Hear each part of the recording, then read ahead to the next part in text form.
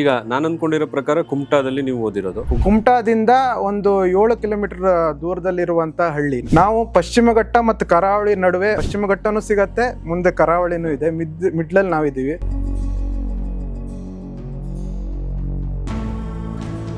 ಎಷ್ಟು ಹೆಚ್ಚು ಜನ ಸೈಟೇಷನ್ ಸೈಂಟಿಸ್ಟ್ ತಗೋತಾರೋ ಅಷ್ಟು ಹೆಚ್ಚು ಇಂಪಾರ್ಟೆನ್ಸ್ ನಿಮ್ಮ ರಿಸರ್ಚ್ ಇದೆ. ಅದೇ ವಿಜ್ಞಾನಿಗಳದ್ದು ಹಂಬಲ ಏನು ಅಂದ್ರೆ, ನಾನು ಮಾಡಿರುವಂತಹ ಯಾವುದೇ ಒಂದು ಪ್ರಯೋಗ ಇರ್ಬೋದು, ಪ್ರಬಂಧ ಇರ್ಬೋದು, ಅತಿ ಹೆಚ್ಚು ಬೇರೆ ಬೇರೆ ವಿಜ್ಞಾನಿಗಳು ಅದನ್ನ ಸೈಟೇಷನ್ಸ್ ಕೊಡಬೇಕು, ಅಂದ್ರೆ ಅದನ್ನ ತಮ್ಮ ಪ್ರಬಂಧಗಳೇ ಮಂಡಿಸಬೇಕು ಅನ್ನೋದೇ ಒಂದು ವಿಜ್ಞಾನಿಯ ಆಸೆ.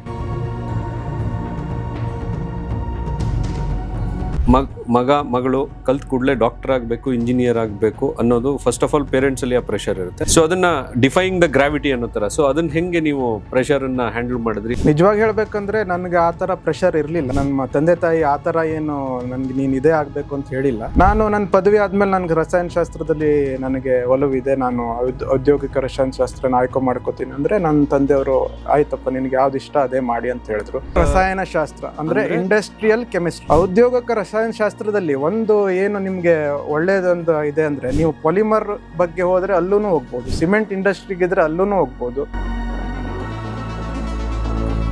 ಇಲ್ಲಿ ಎಲ್ಲೋ ಒಂದ್ ಕಡೆ ಈ ಜಾಹೀರಾತುಗಳು ಶುರುವಾದಾಗ ಈ ನಿಜವಾದ ವಿಜ್ಞಾನ ಮುಂಚೆ ಇತ್ತು ಅಂತ ಅನ್ಸುತ್ತೆ ನನಗೆ. ಇದು ವಿಜ್ಞಾನ ಸುಸ್ಥಿರ ಜೀವನ ಶೈಲಿಗೆ ಆಗುವಂತ ವಿಜ್ಞಾನ ಅಲ್ಲ. ನಮ್ಮನ್ನ ಹಿಂದಿನವ್ರು ಮಾಡಿದ್ದು ಸುಸ್ಥಿರ, ಪ್ರಕೃತಿಗೆ ಏನೂ ಆಗ್ಬಾರ್ದು, ನಮಗೂ ಏನೂ ಆಗ್ಬಾರ್ದು, ನಾವೊಬ್ರಷ್ಟೇ ಬದುಕೋದಲ್ಲ, ಪ್ರಕೃತಿನೂ ಇದೆ, ಆ ಒಂದು ಯೋಚನೆಯಲ್ಲಿ ನಾವು ಬದುಕಿದ್ದು. ಆಮೇಲೆ ಬಂದಿದ್ದು ಸ್ವಲ್ಪ ಕ್ಷಿಪ್ರ, ಬೇಗ ಬಟ್ಟೆ ವಾಶ್ ಮಾಡ್ಬೇಕು ಅಂದ್ರೆ ಬೇಗ ಮುಗಿಬೇಕು.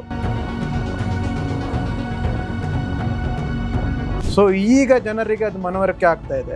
ಯಾವಾಗ ನಮ್ಗೆ ಬೇರೆ ಬೇರೆ ಚಿಕ್ಕ ವಯಸ್ಸಿನಲ್ಲೇ ಕ್ಯಾನ್ಸರ್ ಆಗೋದು, ಆಮೇಲೆ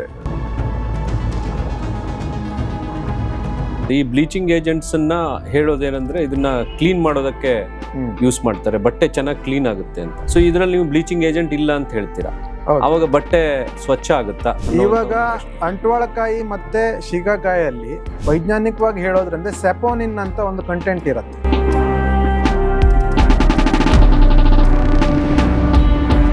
ಈಗಿನ ಈ ಇಂಡಸ್ಟ್ರಿಯಲ್ ಡೆವಲಪ್ಮೆಂಟ್ ಏನಾಗಿದೆ, ಈ ಬೇರೆ ಬೇರೆ ಕಂಪ್ನೀಸ್, ಮಲ್ಟಿನ್ಯಾಷನಲ್ ಕಂಪ್ನೀಸ್ ಏನ್ ಬಂದಿದೆಯಲ್ಲ, ಅವ್ರ ಜೊತೆ ನೀವು ಹೇಗೆ ಕಾಂಪೀಟ್ ಮಾಡ್ತೀರಿ? ಈಗ ಮೊದಲನೇದಾಗಿ ನಾ ಹೇಳ್ಬೇಕಂದ್ರೆ, ನಾವು ಅವ್ರ ಜೊತೆ ಕಾಂಪಿಟೇಷನ್ ಆಗೋಷ್ಟು ಇನ್ನೂ ನಾವು ಅಷ್ಟೊಂದು ಬೆಳೆದಿಲ್ಲ.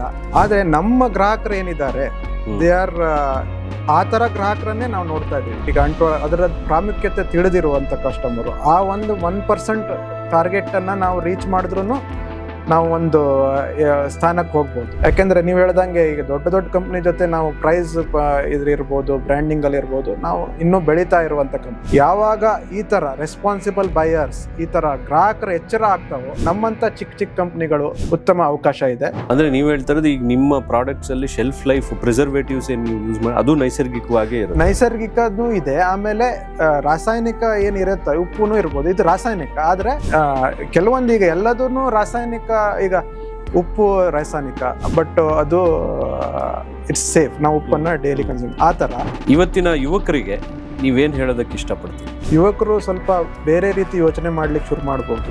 ಎಲ್ಲರೂ ನಾನು ವಿದ್ಯಾಭ್ಯಾಸ ಮುಗಿಸಿ ಗೌರ್ಮೆಂಟ್ಗೆ ಜಾಬ್ಗೆ ಹೋಗ್ಬೇಕು, ಬೇರೆ ಮಲ್ಟಿನ್ಯಾಷನಲ್ ಕಂಪ್ನಿ ಉದ್ಯೋಗಕ್ಕೆ ಹೋಗ್ಬೇಕು ಅಂತ ಇಲ್ಲ. ಅಂದ್ರೆ ನೀವು ಯಾವುದೇ ಒಂದು ಧೃತಿಗೆಡಬೇಡಿ, ಸ್ವಂತ ಉದ್ಯಮವನ್ನು ಪ್ರಾರಂಭಿಸಿ. ಸ್ವಂತ ಉದ್ಯಮದಲ್ಲೂ ಬಹಳಷ್ಟು ಚಾಲೆಂಜಸ್ಗಳಿವೆ. ನಿಮಗೆ ಒಂದು ದೃಢತೆ, ವೈಚಾರಿಕ ಸ್ಪಷ್ಟತೆ ಇದ್ರೆ ಯಾವುದೇ ಇದನ್ನು ಮಾಡಬಹುದು.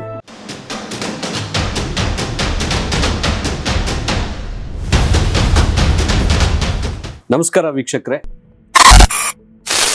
ಇವತ್ತು ಇನ್ನೊಬ್ಬ ವಿಶೇಷ ಅತಿಥಿ ನಮ್ಮ ಬಿಯಾಂಡ್ ಲಿಮಿಟ್ಸ್ನಲ್ಲಿ ಕುಳಿತಿದ್ದಾರೆ. ಹಳ್ಳಿಗಾಡಿನಿಂದ ಬಂದ ಒಬ್ಬ ಹುಡುಗ, ಸರ್ಕಾರಿ ಪ್ರಾಥಮಿಕ ಶಾಲೆಯಲ್ಲಿ ಓದಿದಂಥ ಒಬ್ಬ ಹುಡುಗ, ವಿಜ್ಞಾನಿಯಾದಂಥ ಕಥೆ. ವಿಜ್ಞಾನಿಯಾದಂಥ ಹುಡುಗ ಯಾವುದೋ ಒಂದು ವಿದೇಶದ ಉನ್ನತವಾದಂಥ ಯಾವುದೋ ಯೂನಿವರ್ಸಿಟಿಯಲ್ಲಿ ಪ್ರಾಧ್ಯಾಪಕನಾಗಿ ಕೆಲಸ ಮಾಡ್ಬೋದಾಗಿತ್ತು, ಅಥವಾ ಗೌರ್ಮೆಂಟ್ನಲ್ಲಿ ಎಲ್ಲಾದರೂ ಒಬ್ಬ ವಿಜ್ಞಾನಿಯಾಗಿ ಕೆಲಸ ಮಾಡ್ಬೋದಾಗಿತ್ತು. ಆದರೆ ಸಮಾಜದಲ್ಲಿ ಏನಾದರೂ ಬದಲಾವಣೆ ತರಬೇಕು, ಜನರ ಜೀವನ ಶೈಲಿ ಬದಲಾಗಬೇಕು, ಸಮಾಜಕ್ಕೆ ಕೊಡುಗೆ ನೀಡಬೇಕು ಅನ್ನೋವಂಥ ಒಂದು ಕಾರಣದಿಂದ ಉದ್ಯಮಿಯಾದಂತಹ ಹುಡುಗ. ಪ್ರಾಥಮಿಕ ಶಾಲೆಯಲ್ಲಿ ಓದಿ ವಿಜ್ಞಾನಿಯಾದ ನಂತರ ಉದ್ಯಮಿಯಾದಂತಹ ಒಬ್ಬ ಹುಡುಗನ ಕತೆ. ಇವತ್ತು ಅವರು ವಿಜ್ಞಾನಿ ಹಾಗೂ ಉದ್ಯಮಿ ಕೂಡ. ನಿಮಗೆ ನಾವು ಇವತ್ತು ಪರಿಚಯಿಸ್ತಾ ಇರುವಂತಹ ಅತಿಥಿ ಡಾಕ್ಟರ್ ರವಿಶಂಕರ್ ಭಟ್. ನಮಸ್ಕಾರ ಡಾಕ್ಟರ್ ರವಿಶಂಕರ್ ಭಟ್ ಅವರು. ನಮಸ್ಕಾರ ಪ್ರಮೋದ್ ಅವರೇ. ಸೊ ತುಂಬ ಖುಷಿ ಆಯಿತು ಇವತ್ತು ನೀವು ನಮ್ಮ ಚಾನಲ್ಗೆ ಬಂದಿರೋದು. ನಿಮ್ಮ ಕಂಪ್ನಿ ಬಗ್ಗೆ ನನಗೆ ತುಂಬ ಚೆನ್ನಾಗಿ ಗೊತ್ತು, ಅದಕ್ಕೆ ನಿಮ್ಮನ್ನು ನಾನು ಸಂಪರ್ಕ ಮಾಡಿ ನಮ್ಮ ಬಿಯಾಂಡ್ ಲಿಮಿಟ್ಸ್ಗೆ ಬನ್ನಿ, ನಿಮ್ಮ ಯೋಚನೆಗಳು, ನೀವು ಬಂದ ಬಗೆ, ನೀವು ಬಂದ ರೀತಿ, ಇದೆಲ್ಲ ನಮ್ಮ ಜನರನ್ನು ಕೂಡ ಅಂದರೆ ಅವ್ರಿಗೆ ಕೂಡ ಸ್ಫೂರ್ತಿ ಕೊಡಲಿ ಅನ್ನೋ ಒಂದು ಕಾರಣಕ್ಕಾಗಿ ಇವತ್ತು ನಿಮ್ಮನ್ನು ನಾವು ಚೀಫ್ ಗೆಸ್ಟ್ ಆಗಿ ಇಲ್ಲಿ ಕರೆದಿದ್ದೀವಿ. ನಿಮ್ಮ ಪ್ರಾಥಮಿಕ ವಿದ್ಯಾಭ್ಯಾಸದ ಬಗ್ಗೆ ಹೇಳಿ. ನನಗೊತ್ತು ನೀವು ಕುಮಟಾದಿಂದ ಬಂದವರು, ಅಲ್ಲಿ ಕಲ್ತವರು ಅಂತ. ಸೊ ಅದ್ರ ಬಗ್ಗೆ ಸ್ವಲ್ಪ ತಿಳಿಸ್ಕೊಡಿ. ನಮಸ್ಕಾರ ಬಿಯಾಂಡ್ ದ ಲಿಮಿಟ್ಸ್ ವೀಕ್ಷಕರಿಗೆ. ನನ್ನ ಹೆಸರು ರವಿಶಂಕರ್ ಭಟ್. ನಾನು ಉತ್ತರ ಕನ್ನಡ ಜಿಲ್ಲೆಯ ಕುಮಟಾ ತಾಲೂಕಿನ ಕೂಜಳ್ಳಿ ಎಂಬ ಒಂದು ಹಳ್ಳಿಯಿಂದ ಬಂದಿರೋದು. ನನ್ನ ಪ್ರಾಥಮಿಕ ವಿದ್ಯಾಭ್ಯಾಸವನ್ನು ನಾನು ಒಂದು 3-4 ಶಾಲೆಯಲ್ಲಿ ಮಾಡಿದ್ನಿ. ಯಾಕಂದರೆ ನಮ್ಮ ಅಮ್ಮನ ಶಿಕ್ಷಕಿ ಆಗಿದ್ದರಿಂದ ಬೇರೆ ಬೇರೆ ಸ್ಕೂಲ್ಗೆ ಹೋಗುವಂಥ ನನಗೆ ಅವಕಾಶ ಸಿಕ್ತು. ಕನ್ನಡ ಮಾಧ್ಯಮದಲ್ಲೇ ಕಲ್ತಿದ್ದು. ಹಾಗೆ ಪ್ರೌಢ ಶಿಕ್ಷಣವನ್ನು ಗುರುಪ್ರಸಾದ್ ಹೈಸ್ಕೂಲ್ ಮಲ್ಲಾಪುರ ಅಂತ, ಅಲ್ಲೂ ಕೂಡ ಕನ್ನಡ ಮಾಧ್ಯಮದಲ್ಲೇ ಕಲ್ತಿದ್ದು. ಆಮೇಲೆ ನಾನು PUC ಮತ್ತು ಪದವಿ ವಿದ್ಯಾಭ್ಯಾಸವನ್ನು ಕುಮಟಾದ ಡಾಕ್ಟರ್ AV ಬಾಳಿಗ ಕಾಲೇಜ್ನಲ್ಲಿ ನಾನು ಮುಗಿಸಿದೆ. ಆಮೇಲೆ ನನ್ನ ಸ್ನಾತಕೋತ್ತರ ಪದವಿಯನ್ನು ಇಂಡಸ್ಟ್ರಿಯಲ್ ಕೆಮಿಸ್ಟ್ರಿ ಅಂದರೆ ಔದ್ಯೋಗಿಕ ರಸಾಯನಶಾಸ್ತ್ರದಲ್ಲಿ ಮಾಡಿದೆ. ಆಮೇಲೆ ನನ್ನ PhD-ಯನ್ನು ಮಟೀರಿಯಲ್ ಕೆಮಿಸ್ಟ್ರಿ, ನ್ಯಾನೋ ಟೆಕ್ನಾಲಜಿಯನ್ನು ಒಂದು ಕೇಂದ್ರವಾಗಿರಿಸ್ಕೊಂಡು ಮಟೀರಿಯಲ್ ಕೆಮಿಸ್ಟ್ರಿಯಲ್ಲಿ ಮಾಡಿದೆ ಗುಲ್ಬರ್ಗಾ ಯೂನಿವರ್ಸಿಟಿಯಲ್ಲಿ. PhD ಮಾಡ್ತಾ ಇರುವಾಗಲೇ ನನಗೆ ಯುರೋಪಿಯನ್ ಯೂನಿಯನ್ ಫೆಲೋಶಿಪ್ ಸೆಲೆಕ್ಷನ್ ಆಯಿತು. ಸ್ಪೇನ್ನ ವೆಲೆನ್ಸಿಯಾ ಎಂಬ ವಿಶ್ವವಿದ್ಯಾಲಯದಲ್ಲಿ ಡ್ರಗ್ ಡೆಲಿವರಿ, ನ್ಯಾನೋ ಟೆಕ್ನಾಲಜಿಯನ್ನು ಯೂಸ್ ಮಾಡಿ ಡ್ರಗ್ ಡೆಲಿವರಿ ಅನ್ನ ಮಾಡುವಂತ. ಡ್ರಗ್ ಅಂದ್ರೆ ಯಾವ ತರ ಡ್ರಗ್? ಇಲ್ಲ, ಈ ಔಷಧೀಯ ಗುಣ ಹೊಂದಿರುವಂತ ನ್ಯಾನೋ ಪಾರ್ಟಿಕಲ್ ಅನ್ನ ದೇಹದ ವಿವಿಧ ಭಾಗಗಳಿಗೆ ಸಂಚಾರ ಮಾಡುವಂತ ಒಂದು ದೇಹದಲ್ಲಿ. ಈಗ ಎಕ್ಸಾಂಪಲ್ ಹೇಳೋದಿದ್ರೆ ರಕ್ತ ಹೆಪ್ಪುಗಟ್ಟುವಿಕೆಯನ್ನ ಡಿಲೇ ಮಾಡೋದು, ಅಂದ್ರೆ ನಿಧಾನವಾಗಿಸುವುದು. ಈಗ ಎಷ್ಟೋ ನಮ್ದು ಆಪರೇಷನ್ ಎಲ್ಲ ಮಾಡುವಾಗ ರಕ್ತ ಬೇಗ ಹೆಪ್ಪುಗಟ್ಟಬಾರ್ದು ಅಂತ, ಬ್ಲಡ್ ಕ್ಲಾಟ್ ಬೇಗ ಆಗಬಾರ್ದು ಅಂತ ಡಿಲೇ ಮಾಡುವಂತ ಒಂದು ನ್ಯಾನೋ ತಂತ್ರಜ್ಞಾನವನ್ನು ನಾವು ಅಭಿವೃದ್ಧಿಪಡಿಸಿದ್ವಿ. ಆ ಒಂದು ಪ್ರಬಂಧ ಮಂಡಿಸಿದ್ದಕ್ಕೆ ನಮಗೆ ಒಳ್ಳೆ ಸೈಟೇಷನ್ಸ್, ಅಂದರೆ ಅತಿ ಹೆಚ್ಚು ವಿಜ್ಞಾನಿಗಳು ಅದನ್ನ ರೆಫರೆನ್ಸ್ ಆಗಿ ಅವರ ಪ್ರಬಂಧದಲ್ಲಿ ಮಂಡಿಸಿದ್ದಾರೆ. ಸೊ ಹೀಗೆ ನನ್ನ ವಿದ್ಯಾಭ್ಯಾಸ ಕನ್ನಡ ಮಾಧ್ಯಮದಲ್ಲಿ ಶುರುವಾಗಿ, ಆಮೇಲೆ ಒಂದು ಉತ್ತಮವಾದಂಥ ವಿಶ್ವವಿದ್ಯಾಲಯದಲ್ಲಿ ಅಂತಾರಾಷ್ಟ್ರೀಯ ಮಟ್ಟದಲ್ಲಿ ನಾವು ರಿಸರ್ಚ್ ಮಾಡಿ ನಮ್ಮ ಎಲ್ಲ ಪ್ರಬಂಧಕ್ಕೂ ಒಳ್ಳೆಯ ರೀತಿ ಸೈಟೇಷನ್ಸು ಮತ್ತು 19ಕ್ಕಿಂತ ಹೆಚ್ಚು ಅಂತಾರಾಷ್ಟ್ರೀಯ ಮ್ಯಾಗಝೀನ್ಗಳಲ್ಲಿ, ಅಂದರೆ ಜರ್ನಲ್ಸ್ಗಳಲ್ಲಿ ನನ್ನ ಪ್ರಬಂಧಗಳು ಮಂಡಿಸಲ್ಪಟ್ಟಿವೆ. ಉತ್ತಮವಾದಂಥ ಸೈಟೇಷನ್ಸ್ ಕೂಡ ದೊರಕಿದೆ. ನನ್ನ ಗೂಗಲ್ ಸ್ಕಾಲರಲ್ಲಿ ನೀವು ರವಿಶಂಕರ್ ಭಟ್ ಅಂತ ಸರ್ಚ್ ಮಾಡಿದ್ರೆ ನೀವು ತಿಳಿಬಹುದು ಎಷ್ಟು ಜನ ಸೈಂಟಿಸ್ಟ್ ನನಗೆ ಸೈಟೇಷನ್ ಮಾಡಿದಿರಿ, ಎಷ್ಟು ಪಬ್ಲಿಕೇಶನ್ ನಂದಾಗಿದೆ. ಸೈಟೇಷನ್ ಅಂದ್ರೆ ನಾವು ಸೈಟೇಷನ್ ಅಂದ್ರೆ ಒಬ್ಬ ವಿಜ್ಞಾನಿ ಅವನೇನೋ ಪ್ರಬಂಧ ಮಂಡಿಸುವಾಗ ಇವ್ ರವಿಶಂಕರ್ ಭಟ್ ಅವರು ಹೀಗ್ ಮಾಡಿದ್ರು ಅಂತ ಅವ್ರ ಪ್ರಬಂಧದಲ್ಲಿ ನಿಮ್ಮ ರೆಫರೆನ್ಸ್ ತಗೊಳ್ತಾರೆ. ಸೊ ಈ ತರ 1100ಕ್ಕೂ ಹೆಚ್ಚು ಬೇರೆ ಬೇರೆ ಪ್ರಬಂಧಗಳಲ್ಲಿ ನಮ್ಮದು ರೆಫರೆನ್ಸ್ ಅನ್ನ ಅವರು ಹಾಕಿದ್ದಾರೆ. ಅಂದ್ರೆ ಒಂದು ವಿಜ್ಞಾನಿಗಳ ಅವರ ಪ್ರಬಂಧಕ್ಕೆ ಬರೀ ಪ್ರಬಂಧ ಬರೆದ್ರೆ ಸೈಟೇಷನ್ಸ್ ಇಲ್ಲ ಅಂದ್ರೆ ಅದಕ್ಕೆ ಏನು ಇದಿರಲ್ಲ. ಅಂದ್ರೆ ಅದಕ್ಕೆ ಅಷ್ಟು ಇಂಪಾರ್ಟೆನ್ಸ್ ಕ್ರಿಯೇಟ್ ಆಗತ್ತೆ. ಎಷ್ಟು ಹೆಚ್ಚು ಜನ ಸೈಟೇಷನ್ ಸೈಂಟಿಸ್ಟ್ ತಗೋತಾರೋ ಅಷ್ಟು ಹೆಚ್ಚು ಇಂಪಾರ್ಟೆನ್ಸ್ ನಿಮ್ಮ ರಿಸರ್ಚ್ ಇದೆ. ಸೊ ಅದೇ ವಿಜ್ಞಾನಿಗಳದ್ದು ಹಂಬಲ ಏನು ಅಂದ್ರೆ, ನಾನು ಮಾಡಿರುವಂತಹ ಯಾವುದೇ ಒಂದು ಪ್ರಯೋಗ ಇರ್ಬೋದು, ಪ್ರಬಂಧ ಇರ್ಬೋದು, ಅತಿ ಹೆಚ್ಚು ಬೇರೆ ಬೇರೆ ವಿಜ್ಞಾನಿಗಳು ಅದನ್ನ ಸೈಟೇಷನ್ಸ್ ಕೊಡಬೇಕು, ಅಂದ್ರೆ ಅದನ್ನ ತಮ್ಮ ಪ್ರಬಂಧಗಳಿಗೆ ಮಂಡಿಸಬೇಕು ಅನ್ನೋದೇ ಒಂದು ವಿಜ್ಞಾನಿಯ ಆಸೆ. ಸೊ ಇದೇ ರೀತಿ ನಾವು ಅತಿ ಉತ್ತಮ ಗುಣಮಟ್ಟದ ಪಬ್ಲಿಕೇಶನ್ಗಳಲ್ಲಿ ನಾವು ಪಬ್ಲಿಷ್ ಮಾಡಿದ್ದೀವಿ. ಅದೇ ಥರ 2 ಇಂಡಿಯನ್ ಪೇಟೆಂಟ್ಸ್ಗಳನ್ನು ಅಪ್ಲೈ ಮಾಡಿ ಇದು ಮಾಡಿದ್ದೀವಿ. ನ್ಯಾನೋ ತಂತ್ರಜ್ಞಾನದ ಮುಖ್ಯ ಒಂದು ಫೀಲ್ಡ್ನಲ್ಲಿ, ಅಂದರೆ ನ್ಯಾನೋ ತಂತ್ರಜ್ಞಾನದಲ್ಲಿ ನ್ಯಾನೋ ಡ್ರಗ್ ಡೆಲಿವರಿ, ಸಿಲ್ವರ್ ಮತ್ತು ಗೋಲ್ಡ್ ನ್ಯಾನೋ ಪಾರ್ಟಿಕಲ್ಸ್ ಮೇಲೆ ನಾನು ವರ್ಕ್ ಮಾಡಿದ್ದು. ಸೊ ನೀವು ಗೂಗಲ್ ಸ್ಕಾಲರಲ್ಲಿ ನೋಡಿದ್ರೆ ನಂದು ಬೇರೆ ಬೇರೆ, ಈಗ ಅರೇಕಾ ನಟ್ ಎಕ್ಸ್ಟ್ರಾಕ್ಟ್ ಅಂದರೆ ಅಡಿಕೆಯ ಎಕ್ಸ್ಟ್ರಾಕ್ಟ್ ಅಂದರೆ ಕಷಾಯವನ್ನು ಯೂಸ್ ಮಾಡಿ ನ್ಯಾನೋ ಪಾರ್ಟಿಕಲ್ ಅನ್ನ ಹೇಗೆ ಸಿಂಥಸಿಸ್ ಮಾಡುವುದು. ಇಲ್ಲಿ ನಂದು ಕೆಲವೊಂದು ಆಂಗ್ಲ ಪದ ನಾನು ಬಳಸಲೇಬೇಕಾಗುತ್ತೆ, ಯಾಕೆಂದ್ರೆ ಈಗ ನ್ಯಾನೋ ಪಾರ್ಟಿಕಲ್ಸ್ ಅದಕ್ಕೆ ಕನ್ನಡದಲ್ಲಿ ನೀವು ಚೇಂಜ್ ಮಾಡಬೇಕು ಅಂದ್ರೆ ಚಿನ್ನದ ನ್ಯಾನೋ ಗುಂಡುಗಳು ಅಂದ್ರೆ ಗೋಲ್ಡ್ ನ್ಯಾನೋ ಪಾರ್ಟಿಕಲ್ಸ್, ಬೆಳ್ಳಿಯ ನ್ಯಾನೋ ಗುಂಡುಗಳು ಅಂದ್ರೆ ನ್ಯಾನೋ ಪಾರ್ಟಿಕಲ್ಸ್ ಅಂತ ಹೇಳ್ಬೋದು. ಸೊ ಈ ತರ ನಾವು ಅಡಿಕೆಯ ಎಕ್ಸ್ಟ್ರಾಕ್ಟ್ ಯೂಸ್ ಮಾಡಿದೀವಿ. ಮಶ್ರೂಮ್ ಎಕ್ಸ್ಟ್ರಾಕ್ಟ್ ಅಂದ್ರೆ ಪ್ಲೂರೋಟಸ್ ಫ್ಲೋರಿಡಾ ಅಂತ ಆಯಿಸ್ಟರ್ ಮಶ್ರೂಮ್ ಏನಂತ ಬರುತ್ತೆ ಅದರದ್ದು ಎಕ್ಸ್ಟ್ರಾಕ್ಟ್ ಯೂಸ್ ಮಾಡಿ ನ್ಯಾನೋ ಪಾರ್ಟಿಕಲ್ ಸಿಂಥಸಿಸ್ ಮಾಡಿದ್ದೀವಿ. ಈ ನ್ಯಾನೋ ಪಾರ್ಟಿಕಲ್ಸ್ಗಳು ಅನೇಕ ಉತ್ತಮವಾದಂಥ ಪ್ರಯೋಜನಗಳು ಹೊಂದಿವೆ. ಕ್ರಮೇಣ ನಾವು ಮಾತನಾಡ್ತಾ ನಾವು ಅದ್ರ ಬಗ್ಗೆ ಖಂಡಿತ. ಈಗ ನಾನು ಅನ್ಕೊಂಡಿರೋ ಪ್ರಕಾರ ಕುಮಟಾದಲ್ಲಿ ನೀವು ಓದಿರೋದು, ಅದು ನೀವು ಹೇಳಿದ ಪ್ರಕಾರ ಕುಮಟಾನು ಅಲ್ಲ, ಕೂಜಳ್ಳಿ ಅನ್ನುವಂತ ಒಂದು. ಹೌದು, ಕುಮಟಾದಿಂದ ಒಂದು 7 ಕಿಲೋಮೀಟರ್ ದೂರದಲ್ಲಿರುವಂತ ಹಳ್ಳಿ ನಾವು, ನಮ್ಮ ಮನೆ ಇರೋದು. ನಾವು ಪಶ್ಚಿಮ ಘಟ್ಟ ಮತ್ತು ಕರಾವಳಿ ನಡುವೆ ಒಂದು ಇದು ಬರುತ್ತೆ. ನಮ್ಗೆ ಪಶ್ಚಿಮ ಘಟ್ಟನೂ ಸಿಗತ್ತೆ, ಮುಂದೆ ಕರಾವಳಿನೂ ಇದೆ, ಮಿಡ್ಲಲ್ಲಿ ನಾವಿದ್ದೀವಿ. ಮತ್ತೆ ಈ ಕುಮಟಾ ಉತ್ತರ ಕನ್ನಡ ಜಿಲ್ಲೆ ಪ್ರಮೋದ್ ಹೆಗಡೆ ಅಂತ ಪ್ರತಿಭಾವಂತರನ್ನ ತುಂಬಾ ಜನರನ್ನು ಕೊಟ್ಟಿದೆ. ಹೌದೌದು. ಸೊ ನಮ್ಮ ಜಿಲ್ಲೆ ಕರಾವಳಿ ಅತಿ ಹೆಚ್ಚು ಪ್ರತಿಭಾವಂತರನ್ನು ನಮ್ಮ ಈ ಸಮಾಜಕ್ಕೆ ನೀಡಿದೆ. ನಾವು ಪ್ರಕೃತಿ ನಡುವೆನೆ ಬದುಕೋದ್ರಿಂದ ಪ್ರಕೃತಿಗೆ ಏನಾದರೂ ಮಾಡಬೇಕು ಅಂತ ನಮ್ಗೆ ಮೊದಲಿಂದನೂ ನಮಗೆ ಬಂದ್ಬಿಟ್ಟಿರತ್ತೆ. ಸೊ ನಾವು ವಿದ್ಯಾಭ್ಯಾಸ ಮಾಡುವಾಗ್ಲೇ ಸುತ್ತಮುತ್ತಲು ನಾವು ಪರಿಸರ ನೋಡಿರ್ತೀವಿ, ಅದರ ನಾವು ಸ್ವಚ್ಛತೆ ಸೌಂದರ್ಯದ ಬಗ್ಗೆ ನೋಡಿರ್ತೀವಿ. ಸೊ ನನಗೆ ನಾವು ಆ ಬ್ಯಾಕ್ಗ್ರೌಂಡಿಂದ ಅಂದರೆ ಆ ಹಿನ್ನೆಲೆಯಿಂದ ಬಂದಿರೋದ್ರಿಂದ ಏನೋ ನಮ್ಗೆ ಈ ಒಂದು ಮುಂದಿನ ಈ ರಿಸರ್ಚು ಮತ್ತು ನನ್ನ ಸಂಸ್ಥೆ ಮಾಡಲಿಕ್ಕೆ ಒಂದು ಪ್ರೇರಣೆ ಆಯಿತು ಅಂತ ನಾನು ಹೇಳಲಿಕ್ಕೆ ಇಚ್ಛೆ ಪಡ್ತೀನಿ. ಅದೇ ರೀತಿ ನಾನು ಕನ್ನಡ ಮಾಧ್ಯಮದಲ್ಲೇ ಕಲ್ತಿದ್ದು, ಆಮೇಲೆ ಹಳ್ಳಿಯಿಂದನೇ ಬಂದಿದ್ದು. ಸೊ ಏನು ಹೇಳಕ್ಕೆ ಇಚ್ಛೆ ಪಡ್ತೀನಿ ಅಂದರೆ, ನೀವು ಕನ್ನಡ ಮಾಧ್ಯಮಗಳ ವಿದ್ಯಾರ್ಥಿಗಳಿರ್ಬೋದು, ಇಲ್ಲ ನಾವು ಹಳ್ಳಿಯಿಂದ ಬಂದಿರೋ ಅಥವಾ ಒಂದು ಚಿಕ್ಕ ಪಟ್ಟಣದಿಂದ ಬಂದಿರೋದು ವಿದ್ಯಾರ್ಥಿಗಳಿರ್ಬೋದು, ಬರೀ ಪೇಟೆ ಅಥವಾ ಸಿಟಿಯಲ್ಲಿ ಇರುವಂಥವ್ರಷ್ಟೇ ಉದ್ಯಮವನ್ನು ನಡೆಸ್ಬೋದು, ಅವರಷ್ಟೇ ಸೈಂಟಿಸ್ಟ್ ಆಗ್ಬೋದು ಅಂತ ಒಂದು ತಪ್ಪು ಕಲ್ಪನೆಯನ್ನು ಇಟ್ಕೋಬೇಡಿ. ಯಾರು ಬೇಕಾದರೂ ಏನು ಸಾಧನೆ ಬೇಕಾದರೂ ಮಾಡ್ಬೋದು. ಆ ಛಲ ಮತ್ತು ಆ ಒಂದು ಪರ್ಸಿವರೆನ್ಸ್ ಅಂತ ಹೇಳ್ತೀವಲ್ಲ, ಒಂದು ಹುಮ್ಮಸ್ಸಿದ್ರೆ ನೀವು ನಿಜವಾಗ್ಲೂ ಸಾಧನೆಯನ್ನ ಮಾಡ್ಬೋದು ಅಂತ ಹೇಳಲಿಕ್ಕೆ ಇಚ್ಛಪಡ್ತೀನಿ. ಈಗ ನೀವು ಚಿಕ್ಕವರು ಇರುವಾಗಲೇ ನಿಮ್ಗೇನಾದ್ರೂ ಮೈಂಡಲ್ಲಿ ಇತ್ತ ಈ ಥರ ನಾನು ವಿಜ್ಞಾನಿ ಆಗಬೇಕು ಅಥವಾ ಆ ರೀತಿ ಏನಾದರೂ ಗುರಿ ಇತ್ತ? ನಾನು ಚಿಕ್ಕವನಿರುವಾಗ ಇರಲಿಲ್ಲ. ಯಾವಾಗ ನಾನು ಪ್ರೌಢ ಶಿಕ್ಷಣ ಮುಗಿಸಿ ಸೆಕೆಂಡರಿ ಅಂದರೆ PUC ಬಂದಾಗ ವಿಜ್ಞಾನದ ಬಗ್ಗೆ ಸ್ವಲ್ಪ ಒಲವು ಬಂತು. ಪದವಿ ಮಾಡುವಾಗ ನಾನು ಕೆಮಿಸ್ಟ್ರಿ, ಬಾಟ್ನಿ, ಜುವಾಲಜಿ ಆ ಒಂದು ಐಚ್ಛಿಕ ವಿಷಯಗಳನ್ನ ತಗೊಂಡೆ. ನನಗೆ ಬಾಟನಿ ಅಂದರೆ ಸಸ್ಯಶಾಸ್ತ್ರದಲ್ಲಿ ತುಂಬ ಒಲವಿತ್ತು. ಅದನ್ನ ಯೂಸ್ ಮಾಡಿ ಕೆಮಿಸ್ಟ್ರಿ, ಆಮೇಲೆ ನಾನು ಮಾಡಿದ್ದು ಔದ್ಯೋಗಿಕ ರಸಾಯನಶಾಸ್ತ್ರ. ಏನಾದರೂ ಕೆಲವೊಂದು ಉತ್ಪನ್ನಗಳನ್ನು ಮಾಡಬೇಕು, ಅದು ಎಲ್ಲದಕ್ಕಿಂತ ಡಿಫ್ರೆಂಟ್ ಆಗಿರಬೇಕು. ಆಮೇಲೆ ನಂದು ಒಂದು ಯಾವತ್ತೂ ಉದ್ದೇಶ ಇತ್ತು, ಎಲ್ಲರೂ ಮಾಡ್ದಂಗೆ ನಾನು ಮಾಡಬಾರ್ದು. ಎಲ್ಲರೂ ಇಂಜಿನಿಯರ್ ಆಗ್ತಾರೆ, ಡಾಕ್ಟರ್ ಆಗ್ತಾರೆ, ನಾನೇನಾದರೂ ಬೇರೆ ಏನಾದ್ರು ಕ್ಷೇತ್ರದಲ್ಲಿ ಮಾಡಬೇಕಂತ ಒಂದು ಆಸೆ ಇತ್ತು. ಸೊ ಅದೇ ರೀತಿ ನಾನು ನನ್ನ ಆ ಪ್ರೆಷರ್ನ ಹ್ಯಾಂಗ್ ಹ್ಯಾಂಡಲ್ ಮಾಡಿ? ಯಾಕಂದ್ರೆ ನಾನು ಈ ಪ್ರಶ್ನೆ ಕೇಳಬೇಕು ಅಂತ ಅಂದ್ಕೊಂಡಿದ್ದೆ ಆವಾಗಲೇ. ಈಗೆಲ್ಲ ಕಡೆ ಊರು ಆಗಲಿ, ಹಳ್ಳಿ ಆಗಲಿ, ಸಿಟಿ ಆಗಲಿ, ಎಲ್ಲಾದರೂ ಮಗಳು ಕಲ್ತ್ ಕೂಡಲೇ ಡಾಕ್ಟರ್ ಆಗಬೇಕು, ಇಂಜಿನಿಯರ್ ಆಗಬೇಕು ಅನ್ನೋದು ಫಸ್ಟ್ ಆಫ್ ಆಲ್ ಪೇರೆಂಟ್ಸಲ್ಲಿ ಆ ಪ್ರೆಷರ್ ಇರುತ್ತೆ. ಅದೇ ಪ್ರೆಷರ್ ಮಕ್ಕಳಿಗೂ ಟ್ರಾನ್ಸ್ಫರ್ ಆಗುತ್ತೆ.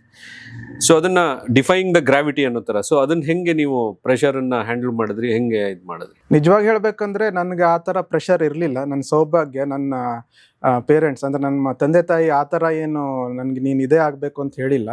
ನಾನು ನನ್ನ ಪದವಿ ಆದಮೇಲೆ ನನಗೆ ರಸಾಯನಶಾಸ್ತ್ರದಲ್ಲಿ ನನಗೆ ಒಲವಿದೆ, ನಾನು ಔದ್ಯೋಗಿಕ ರಸಾಯನಶಾಸ್ತ್ರನ ಆಯ್ಕೆ ಮಾಡ್ಕೋತೀನಿ ಅಂದರೆ ನನ್ನ ತಂದೆಯವರು ಆಯ್ತಪ್ಪ ನಿನಗೆ ಯಾವ್ದು ಇಷ್ಟ ಅದೇ ಮಾಡಿ ಅಂತ ಹೇಳಿದ್ರು. ಅದೇ ಥರ ಔದ್ಯೋಗಿಕ ರಸಾಯನಶಾಸ್ತ್ರ ಅಂದರೆ ಇಂಡಸ್ಟ್ರಿಯಲ್ ಕೆಮಿಸ್ಟ್ರಿ. ಔದ್ಯೋಗಿಕ ರಸಾಯನಶಾಸ್ತ್ರದಲ್ಲಿ ಒಂದು ಏನು ನಿಮಗೆ ಒಳ್ಳೇದೊಂದು ಇದೆ ಅಂದರೆ, ನೀವು ಪಾಲಿಮರ್ ಬಗ್ಗೆ ಹೋದರೆ ಅಲ್ಲೂ ಹೋಗ್ಬೋದು, ಸಿಮೆಂಟ್ ಇಂಡಸ್ಟ್ರಿಗಿದ್ರೆ ಅಲ್ಲೂ ಹೋಗ್ಬೋದು, ಪೇಂಟ್ ಇಂಡಸ್ಟ್ರಿ ಹೋಗಬೇಕು ಅಂದರೆ ಅದು ಅಂದರೆ ನಾವು ಅದರನ್ನ ಎಲ್ಲನೂ ಕಲಿತೀವಿ, ಫಾರ್ಮಾಸ್ಯೂಟಿಕಲ್ ಕೆಮಿಸ್ಟ್ರಿನೂ ಕಲಿತೀವಿ. ಸೊ ಆ ಕೋರ್ಸ್ ಮಾಡೋದ್ರಿಂದ ನಿಮ್ಗೆ ಯಾವ ಇಂಡಸ್ಟ್ರಿ ಬೇಕಾದರೂ ಕೆಮಿಸ್ಟ್ರಿಲಿ ನಿಮಗೆ ಅಲ್ಲಿ ನೀವು ಅಂದರೆ ನೀವು ಅಲ್ಲಿ ಸಿಲೆಕ್ಷನ್ ಆಗ್ಬೋದು. ನೀವು ಪೇಂಟು, ಪಾಲಿಮರ್, ಪ್ಲಾಸ್ಟಿಕ್ಸ್, ಆಮೇಲೆ ಎಲ್ಲ ಕ್ಷೇತ್ರದಲ್ಲಿ ನಾವು ಅದರಲ್ಲಿ ಕಲ್ತಿರ್ತೀವಿ. ನನಗೆ ಅದರಲ್ಲಿ ಮತ್ತೆ ಫಾರ್ಮಾಸ್ಯೂಟಿಕಲ್ ಕೆಮಿಸ್ಟ್ರಿ ಇದಾಯಿತು. ಯಾಕೆಂದರೆ ಡ್ರಗ್ಸ್ ಅಂದರೆ ಈಗ ಡ್ರಗ್ಸ್ ಅಂದರೆ ನಾವು ತಗೊಳ್ಳೋ ಔಷಧಿಗಳ ಬಗ್ಗೆ, ಅದರ ಬಗ್ಗೆ ತುಂಬ ಒಲವಿತ್ತು. ಸೊ ನಾನು ನೆಕ್ಸ್ಟ್ ಸಿಲೆಕ್ಟ್ ಮಾಡಿದ್ದು ಮಟೀರಿಯಲ್ ಕೆಮಿಸ್ಟ್ರಿ, ಅದರಲ್ಲೂ ನ್ಯಾನೋ ತಂತ್ರಜ್ಞಾನ, ಸಿಲ್ವರ್ ಮತ್ತು ಗೋಲ್ಡ್ ನ್ಯಾನೋ ಪಾರ್ಟಿಗಳನ್ನು ಬೇರೆ ಬೇರೆ ಸಸ್ಯ ಮೂಲಗಳಿಂದ ಹೇಗೆ ಉತ್ಪಾದನೆ ಮಾಡೋದು ಅದ್ರ ಬಗ್ಗೆ ನಂದು ಪೂರ್ತಿ PhD ಮಂಡನೆ ಅದರಿಂದನೇ ಆಗಿದ್ದು. ಸೊ ಆ ಥರ ನಾವು ತಿಳಿಬಹುದು. BSc ನನ್ನ ಪದವಿಯಲ್ಲಿ ನನಗೆ ಸಸ್ಯಶಾಸ್ತ್ರ ಒಲವಿತ್ತು, ಆಮೇಲೆ ಸ್ನಾತಕೋತ್ತರದಲ್ಲಿ ರಸಾಯನಶಾಸ್ತ್ರ, ಇದೆಲ್ಲ ಕಂಬೈನ್ ಆಗಿ PhDಲಿ ಎಲ್ಲ ಕ್ಷೇತ್ರದಲ್ಲಿ ನನಗೆ ಅದರ ಉಪಯೋಗ ಆಯಿತು. ಯಾಕೆಂದರೆ ನಾನು silver nano particles, gold nano particles ಅನ್ನ ಉತ್ಪಾದನೆ ಮಾಡಲಿಕ್ಕೆ ಮೂಲಗಳನ್ನೇ ನಾನು ಬಳಸ್ಕೊಂಡಿದ್ದೇನೆ. ಸೊ ಅದೆಲ್ಲ ಆದ್ಮೇಲೆ ಕೋರ್ಸ್ ಆದ್ಮೇಲೆ ನನ್ನ ಉನ್ನತ ಅಭ್ಯಾಸ ಕೂಡ ಅದು ನ್ಯಾನೋ ಡ್ರಗ್ ಡೆಲಿವರಿ, ಅಂದ್ರೆ ನಮ್ಮ ಔಷಧಿಗಳನ್ನ ನ್ಯಾನೋ ಪಾರ್ಟಿಕಲ್ ಮೂಲಕ ದೇಹದ ವಿವಿಧ ಭಾಗಗಳಿಗೆ ಸಾಗಿಸುವಂತ ಇದ್ರ ಮೇಲೂ ವರ್ಕ್ ಮಾಡಿದೆ. ನಂತರ ನನ್ನ PhD ಮುಗಿದ್ಮೇಲೆ ನಮ್ಮ ಈ ಮುಂದಿನ ಈಗ ಏನ್ ಸಂಸ್ಥೆ ಬಗ್ಗೆ ಹೇಳಬೇಕು, ಅದು ಕೂಡ ಸಸ್ಯ ಮತ್ತೆ ಸೇಫ್ ಕ್ಲೀನಿಂಗ್ ಪ್ರಾಡಕ್ಟ್ಸ್, ಆಮೇಲೆ ಸೇಫ್ ಗಾರ್ಡನಿಂಗ್ ಪ್ರಾಡಕ್ಟ್ಸ್, ಅಂದ್ರೆ ಯಾವುದೇ ತೊಂದರೆ ಇಲ್ಲದಿದ್ದಂತಹ ಮಾರ್ಚಕಗಳು, ಶುಚಿಕಾರಕಗಳು ಇದನ್ನ ಅಭಿವೃದ್ಧಿಪಡಿಸಿದ್ದೇವೆ. ಈಗ ನೀವು ಈಗ ಅಷ್ಟು ವರ್ಷ ಅಲ್ಲಿ ಊರಲ್ಲಿ ಓದುವಾಗ ನಿಮ್ಮ ಮೇಲೆ ಗಾಢವಾಗಿ ಪರಿಣಾಮ ಬೀರಿದಂತ ಅಂಶಗಳು ಯಾವುದು? ಊರಲ್ಲಿ ಹಳ್ಳಿಯ ಜೀವನ, ಅದು ಒಂದು ನಾವು ಸಿಂಪ್ಲಿಸಿಟಿ, ಅಂದ್ರೆ ನಾವು ಒಂದು ಯಾವುದೇ ಆಡಂಬರ ಇಲ್ವಂತ ಜೀವನ. ಆಮೇಲೆ ನಮಗೆ ಪ್ರಶಾಂತವಾದ ವಾತಾವರಣವಿತ್ತು, ಕಲುಷಿತ ಇಲ್ದಿದ್ದಂತಹ ಯಾವುದೇ ವಾತಾವರಣ ಅಂದ್ರೆ ಇರಲಿಲ್ಲ ಅಲ್ಲಿ. ಸೊ ಒಂದು ಶಾಂತತೆ ಇತ್ತು. ಆಮೇಲೆ ನಮ್ಮ ತಂದೆ ತಾಯಿಯೋ ಅಂತ ವೃತ್ತಿ, ಶಿಸ್ತುಬದ್ಧ ಜೀವನ, ಅದೆಲ್ಲ ನಮ್ಗೆ ಅಂಶಗಳು ನಮ್ಗೆ ಪರಿಣಾಮ ಬೀರಿದೆ. ಆಮೇಲೆ ನಮ್ಗೆ ಒಳ್ಳೆಯ ಸ್ನೇಹಿತರುಗಳು ಇದ್ರು. ಸೊ ಏನಾದ್ರೂ ಮಾಡಬೇಕು ಜೀವನದಲ್ಲಿ ಅಂತ ಒಂದು ಪ್ರೇರಣೆ ಈ ತರ ನಮ್ಮ ಸುತ್ತಮುತ್ತಲಿನಿಂದ ನನಗೆ ಸಿಕ್ತು. ಈಗ ನೀವು PhD ಮಾಡಿದ್ಮೇಲೆ ಎಲ್ಲಾದ್ರೂ ಕೆಲಸ ಮಾಡಿದ್ರ ಅಥವಾ ಡೈರೆಕ್ಟ್ ಆಗಿ ಈ ತರ ಒಂದು ಉದ್ಯಮಕ್ಕೆ ಬಂದ್ರ ಹೆಂಗೆ? PhD ಆದ್ಮೇಲೆ ನಾನು ಒಂದು 6 ತಿಂಗಳ Vittal Mallya scientific research foundation ಅಂತ UB ಗ್ರೂಪ್ ಅಂಡರ್ ಬರುತ್ತೆ, ಅದು ಅಲ್ಲಿ ಸೈಂಟಿಸ್ಟ್ ಆಗಿ ವಿಜ್ಞಾನಿಯಾಗಿ ವರ್ಕ್ ಮಾಡಿದೆ. ಅಲ್ಲಿ ಅಲ್ಲೂ ಕೂಡ ನಾನು ನ್ಯಾನೋ ಪಾರ್ಟಿಕಲ್ ಮೇಡನ್ನೇ ವರ್ಕ್ ಮಾಡಿದ್ದೆ. ರ್ಯಾಮ್ನೋಲಿಪಿಡ್ ಇಂದ ನ್ಯಾನೋ ಪಾರ್ಟಿಕಲ್ ಸಿಂಥಸಿಸ್ ಮಾಡಿ ಈ ವಾಟರ್ ಪ್ಯೂರಿಫಿಕೇಶನ್ ಅಲ್ಲಿ, ಅಂದ್ರೆ ನೀರನ್ನು ಶುಚಿತ್ವಗೊಳಿಸುವಂತ ಉಪಕರಣಗಳಲ್ಲಿ ಬಳಸುವಂತ ಒಂದು ನ್ಯಾನೋ ತಂತ್ರಜ್ಞಾನವನ್ನು ಅಲ್ಲಿ ಅಭಿವೃದ್ಧಿಪಡಿಸಿದ್ವಿ. ಸೊ ಗೌರ್ಮೆಂಟ್ಗೆ ನಾವು ಪ್ರಾಜೆಕ್ಟ್ ಬರೆಯೋದು ಆ ತರ ಅಲ್ಲಿ ನಮ್ ಕೆಲಸ ಇತ್ತು. ಇವತ್ತಿನ ವಾಟರ್ ಪ್ಯೂರಿಫೈಯರ್ ಅಲ್ಲೆಲ್ಲ ಆ ತರ ಪಾರ್ಟಿಕಲ್ಸ್ ಇರುತ್ತೆ ಅದು. ಸೊ ಇವಾಗ ಕೆಲವೊಂದು ಉತ್ಪನ್ನಗಳಲ್ಲಿ ನೀವು ನೋಡಿರ್ಬೋದು ಸಿಲ್ವರ್ ನ್ಯಾನೋ ಟೆಕ್ನಾಲಜಿ ಅಂತ. ಸೊ ಈ ತರ ಬಹಳಷ್ಟು ಟಾಟಾ ಸ್ವಚ್ ಇರ್ಬೋದು, ಆ ತರ ನ್ಯಾನೋ ಪಾರ್ಟಿಕಲ್ಗಳನ್ನ ಅದನ್ನ ಬಳಸಿರ್ತಾರೆ. ಸೊ ಇದು ಅತ್ಯಂತ ಸೇಫ್, ಅಂದ್ರೆ ಯಾವುದೇ ದುಷ್ಪರಿಣಾಮಗಳಿಲ್ದೇನೆ ಅದು ನೀರಿನ ಶುಚಿ ಮಾಡುವುದರಲ್ಲಿ ಅದು ಸಹಾಯ ಮಾಡುತ್ತೆ. ಆ ಒಂದು ಪ್ರಾಜೆಕ್ಟ್ ನಲ್ಲಿ ನಾನು ವರ್ಕ್ ಮಾಡಿದ್ದೆ. ಅದ್ರ ನಾನು ಕೆಲವೇ ತಿಂಗಳು, ಒಂದು 6 ತಿಂಗಳಷ್ಟೇ ನಾನು ವರ್ಕ್ ಮಾಡಿದ್ದು. ಅದಾದ್ಮೇಲೆ ನಾವು ಸ್ವಂತ ಉದ್ಯಮ ಅಲ್ಲಿ ವರ್ಕ್ ಮಾಡ್ತಿರುವಂತ ರವೀಶ್ ಭಟ್, ಡಾಕ್ಟರ್ ರಾಜೇಂದ್ರ ಹೆಗ್ಡೆ ಮತ್ತೆ ನಾವು 3 ಜನ ಸೇರಿ ಈ biological research innovation centre and solutions ಅಂತ ನಾವು ಎಲ್ಲರೂ ಕೂಡ ನಾವು ವೈಜ್ಞಾನಿಕ ಹಿನ್ನೆಲೆಯನ್ನು ಉಳ್ಳವರು. ಸೊ ಅದಕ್ಕೆ ಡಾಕ್ಟರ್ಸ್ ಇಲ್ಲ, ಇನ್ನೊಬ್ರು PhD, ಇನ್ನೊಬ್ರು masters in chemistry, organic chemistry, Ravish Bhat ಅಂತ. ಡಾಕ್ಟರ್ ರಾಜೇಂದ್ರ ಹೆಗಡೆ ಅಂತ ಅವರು ಎಂಟಮಾಲಜಿಸ್ಟ್, ಅಂದ್ರೆ ಕೀಟಶಾಸ್ತ್ರದಲ್ಲಿ ಅವರು PhD ಮಾಡಿದ್ದಾರೆ. ಸೊ ನಾವು 2015ರಲ್ಲಿ biological research innovation centre and solutions, so ಅದರ ಫಸ್ಟ್ ಲೆಟರ್ ತಗೊಂಡ್ರೆ ಬ್ರಿಕ್ಸ್ ಅಂತ. ಅದು ಆಕ್ಚುಲಿ ನಮ್ದು ಕಸ್ಟಮರ್ಸ್ ಎಲ್ಲ ಈಗ ಬ್ರಿಕ್ಸ್ ಅಂತ ಹೇಳ್ತಾರೆ, ಬಟ್ ನಮ್ದು ರಿಜಿಸ್ಟರ್ ಆಗಿರೋದು biological research innovation centre and solution. So ಆ ಮೊದಲನೇ ವರ್ಡ್ ಅನ್ನ ನಾವು ತಗೊಂಡ್ರೆ ಬ್ರಿಕ್ಸ್ ಅಂತ ಆಗತ್ತೆ. ಆ ಲೋಗೋನು ಕೂಡ ಇನ್ನೋವೇಷನ್ ಅಂತ, ಅನ್ನ ಇನ್ನೋವೇಷನ್ ತರ ಮಾಡಿ ನಾವು ಲೋಗೋ ರಿಜಿಸ್ಟರ್ ಮಾಡಿಸ್ತೀವಿ.